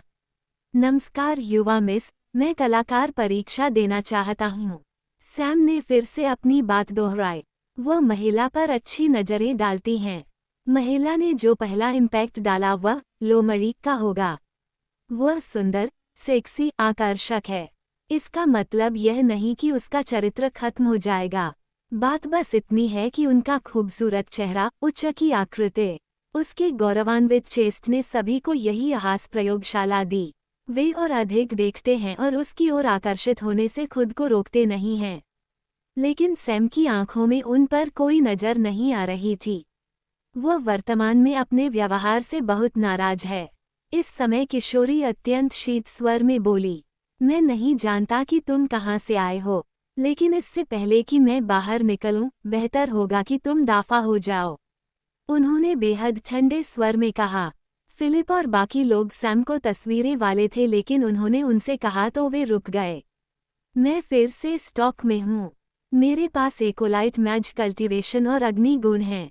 अब मैं एक कलाकार बनने के लिए परीक्षा देना चाहता हूँ। आप किस आधार पर मुझे यहाँ से बाहर निकाल रहे हैं? सैम ने यूनिवर्सी कोल्ड स्वर में कहा। इससे अंततः उसे आश्चर्य हुआ कि उसने अपना आपा खो मकान बना लिया। ठीक है, आप परीक्षा देना चाहते हैं। मैं आपको परीक्षा देना दूंगा। भाग लेने के लिए आपको 10,000 स्पिरिट स्टोन का भुगतान करना होगा। फिर हम बात करेंगे। उसने अंत में कहा, मुझे 10,000 पत्थर क्यों चाहिए? ये 1,000 पत्थर क्या नहीं है? सैम ने एक ही किताब में पूछा। वह लगातार अनंत काल तक होता रहता है। मैंने ऐसा कहा क्योंकि उन्होंने इसी तरह कहा कि वो बिल्कुल स्वाभाविक है लेकिन ऊंचे स्वरों के साथ हैं। सैम ने मुझकर आसपास देखा। उनके आसपास काफ़ी लोग मौजूद हैं। यहाँ तक कि कारीगर टावा वाले भी कुछ लोग हैं। वे मीनार के बुजुर्ग लग रहे थे, लेकिन वे नौकरी में कोई पासपोर्ट नहीं दे रहे हैं। ये देखकर सैम भी निराश हो गया, लेकिन उन्होंने अपना आपा नहीं खोया बल्कि एक शैतानी मुस्कान दी। यह मुस्कान देखकर फिलिप और गैंग को कुछ ठंड महसूस हुई। उन्होंने रिसेप्टिस्ट की ओर से दया भरी दृष्टि से देखा। ठीक है, मैं भुगतान करूंगा।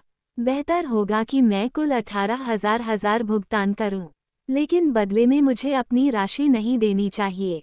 इसके बजाय मुझे मूल राशि का कुल 5 गुना भुगतान करना होगा। सौदा। असल में नियम ये है कि हर ग्राहक को भुगतान करना होगा और पास होने पर ही पैसे वापस मिलेंगे। यह उन्हें गिल्ड का समय बर्बाद करने से रोकने के लिए है। इससे सभी दर्शक अवाक रह गए। उन्होंने सांस छोड़ी। वे दृश्य देखना चाहते हैं कि ये गेंदें कितनी बड़ी हैं। नौजवान, अधिक मत बनो। अब एक बुजुर्ग ने हस्तक्षेप किया। ये ज्ञात हुआ कि केस हाथ से नाश हो रहा है, जहां वह खड़ा नहीं रह सका। सैम ने बुजुर्ग की ओर देखने की भी जहमत नहीं उठाई। उसने बस उस शैतानी सुंदर राक्षस के साथ महिला को मॉडल से देखा। उसके राक्षपूर्ण राक्षस लेकिन मस्कट देखने वाली महिला को खतरे का आभास हुआ। लेकिन जब उसने देखा कि आसपास के उत्तर के लिए उसकी ओर देखा जा रहा है, तो उसे लगा कि वो बहुत ही गंभीर रूप से बदनामी झेलने वाला व्यक्ति है। तो वो मन बन गया। सौदा। फिर उसने सैम की ओर अपना हाथ फैलाया और उससे पहले भुगतान करने को कहा। लेकिन सैम ने कुछ नहीं कहा और भीड़ में ऐसे देखा जैसे वो किसी को खोज रहा हो। फिर रिसेप्शनिस्ट ने व्यंग्य से पूछा, अब क्या चल रहा है? उसने उत्तेजक व्यंग्य के साथ कहा, मुझे तुम पर भरोसा नहीं है। सैम ने उसी शांत और ठंडे चेहरे के साथ कहा।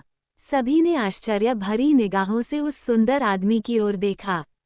यह आदमी वास्तव में जानता था कि लोग किस तरह गुस्से में आकर मौत के घाट उतर जाते हैं। फिलिप और गैंग ने रिसेप्शनिस्ट की ओर देखते हुए सोचा, जैसे ही रिसेप्शनिस्ट फिर से अपना आपा खोने वाली है। भीड़ के पीछे से एक शांत आवाज आई। जब भीड़ उसकी ओर बढ़ी तो एक अधेड़ उम्र का आदमी आगे आया। हर रोजगार सम्मान से झुक गया। मैं बिचौलिया बन सकता हूँ, अधेड़ उम्र के आदमी ने कहा। वह आर्टिसन टावर के परिधान में है। दूसरों के आदर से वह काफी ऊंचे पद पर प्रतीत होता था।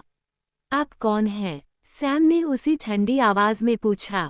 हर बुजुर्ग ने सैम की ओर उग्र भाव से देखा। नौजवान, क्या तुम बड़ों का आदर करना नहीं जानते?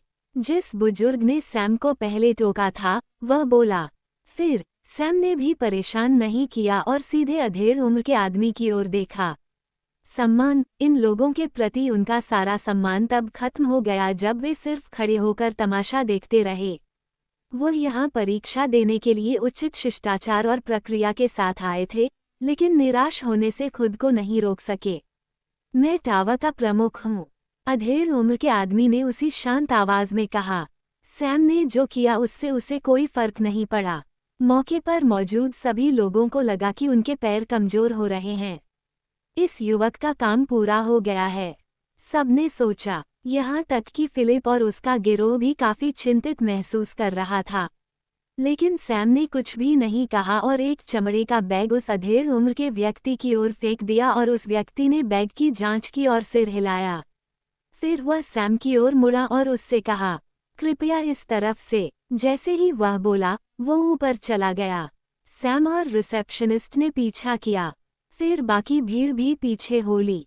लियोनार्ड भी उनमें से एक हैं, वह इसका काफी आनंद लेते नजर आ रहे हैं। उनकी भी यही सोच है। इस देश का काम पूरा हो गया है। वह पीछा करते हुए बुदबुदाया। ऊपर सैम, टावर प्रमुख और रिसेप्शनिस्ट भीड़ के साथ कमरे के सामने खड़े थे।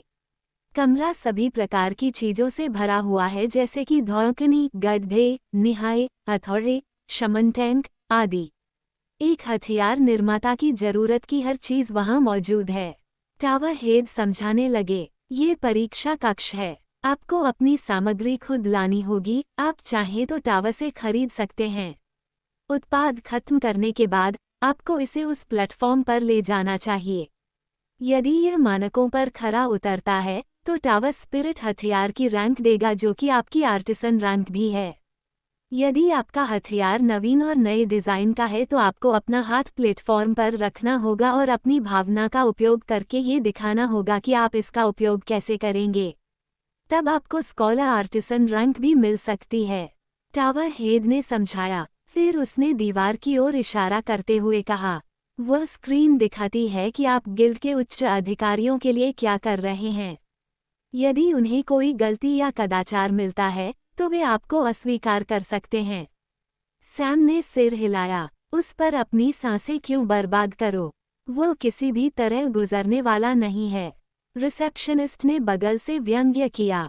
सैम ने उसकी तरफ देखा भी नहीं और कमरे के अंदर चला गया। कमरे में दूसरों को बाहर से देखने के लिए कांच की दीवारें हैं। समय सीमा आधा दिन है, टावर प्रमुख ने पीछे से कहा। सैम ने सिर हिलाया और कमरे में प्रवेश किया। उन्होंने हर उपकरण को छूकर जांचा। क्या सैम वास्तव में वेपन स्मिथी को जानता था? फ्रेया ने फिलिप से पूछा। मुझे नहीं पता, उसने जवाब दिया। क्या सैम ने वास्तव में एक कारीगर बनने के लिए अध्ययन किया था? यह एक स्पष्ट संख्या है। सैम को इस दुनिया में हथियार लोहार से संबंधित किसी भी चीज के बारे में पता नहीं था, लेकिन इसका मतलब यह नहीं कि वह विनिर्माण से पूरी तरह बेखबर है। अपने पिछले जीवन में उन्होंने लगभग सभी प्रकार की इंजीनियरिंग में हाथ आजमाया। सभी औजारों की जांच करने के बाद सैम ने कमरे में सांचों को देखना शुरू कर दिया। हथियारों की बुनियादी संरचनाओं के विभिन्न सांचे होते हैं। आमतौर पर एक कारीगर बुनियादी संरचना प्राप्त करने के लिए सांचे का उपयोग करेगा और फिर फोजिंग के साथ आगे बढ़ेगा। वे सभी ये देखने का इंतजार कर रहे हैं कि सैम किस प्रकार का हथियार बनाएगा। लेकिन उनकी उम्मीदों के विपरीत सैम ने सांचों पर एक बार भी नजर नहीं डाली और अपनी स्थानिक रिंग से कुछ ऐसा निकाला जिससे वे अवाक रह गए। सैम काम की मेज पर गया और स्थानिक रिंग से एक लंबा कागज का स्क्रॉल निकाला और उसे मेज पर फैला दिया। स्क्रॉल पर विभिन्न बारीक ज्यामितीय आकृतियां हैं। सैम ने एक बार उनकी ओर देखा और शमन टैंक की ओर चल दिया। वहां सैम रेत का एक बड़ा ढेर लेते हुए पालथी मारकर बैठ गया। रेत कुछ मिट्टी जैसी लग सकती है, लेकिन वास्तव में ये ठीक है। ये बिल्कुल सामान्य मिट्टी की तरह लग रहा था। सैम ने टैंक से पानी लिया और उसे रेत के ऊपर डालना शुरू कर दिया और उसे मिलाना शुरू कर दिया। सैम नदी किनारे से मिट्टी लाया। उसकी अजीब हरकतें देखकर हर कोई चर्चा में लग गया। वह क्या कर रहा है? क्या उसका दिमाग खराब हो गया? वह मिट्टी किस लिए है? क्या वह मिट्टी से चीजें बनाने जा रहा है? रहस्यमय अभिनय, युवा रिसेप्शनिस्ट ने उपहास किया, लेकिन टॉवर प्रमुख हर समय चुप रहा। सैम ने इनमें से कोई भी टिप्पणी नहीं सुनी। उसने चुपचाप मिट्टी मिला दी। इसके बाद उन्हें मिट्टी से संतुष्टि महसूस हुई। उसने 4 लकड़ी के तख्ते और कुछ कीलें निकाली और एक आयताकार फ्रेम बनाना शुरू कर दिया।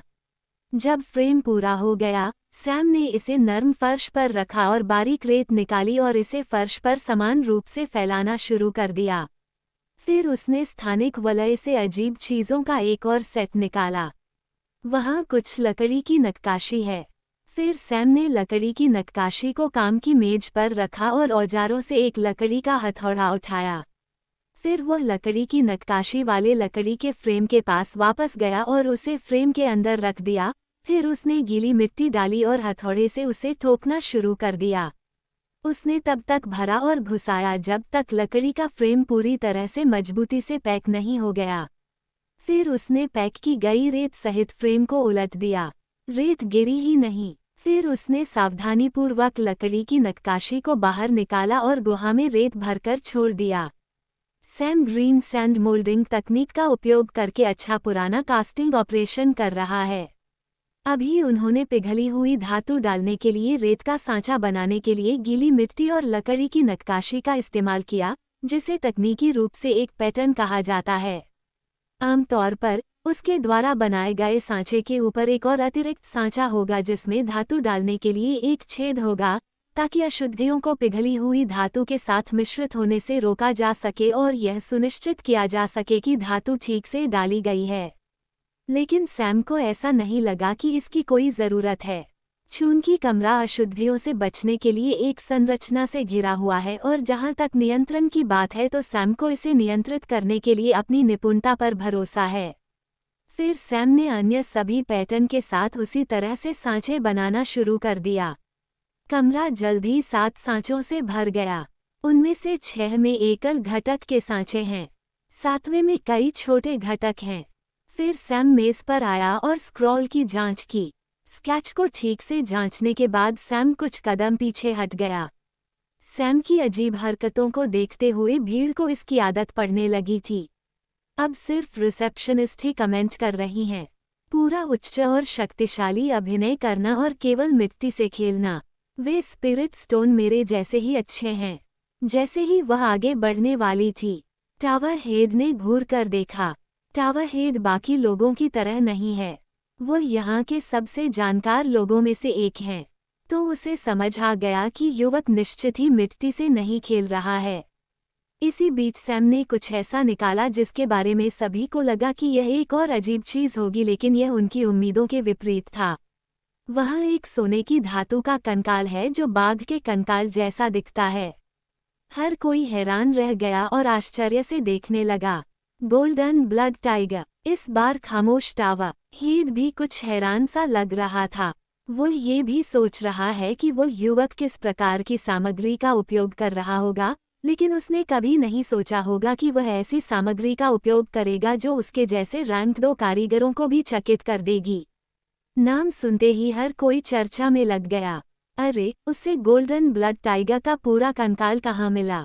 ऐसा लगता है कि उसके पास कुछ पृष्ठभूमि है, अन्यथा उसकी अपनी ताकत से कंकाल प्राप्त करना असंभव है। फिर सभी की आश्चर्यजनक निगाहों के बीच सैम बड़े बाघ के कंकाल के पास गया और पंजे निकालकर भंडार में रख दिए। फिर उसने कंकाल के अगले पैर की हड्डी निकाल दी और उसे अपने दोनों हाथों से बड़ी कड़ाही के ऊपर पकड़कर रख दिया। सैम ने अपनी हड्डी को बंद कर लिया और धातु की हड्डी की संरचना को देखा और धीरे धीरे हड्डी के अनाज वितरण का विश्लेषण करना शुरू कर दिया। फिर सभी ने देखा कि सैम फोकस बहुत बढ़िया तरीके से कर रहा है। अभी भी अभिनय कर रही है। उसने क्या सोचा है कि गोल्डन ब्लड बाघों की गाड़ियों को चलाना इतना आसान है? ये देखना भी अजीब है। वह चीजें भी नहीं जानती है और अभी भी एक कलात्मक काम करना चाहती है।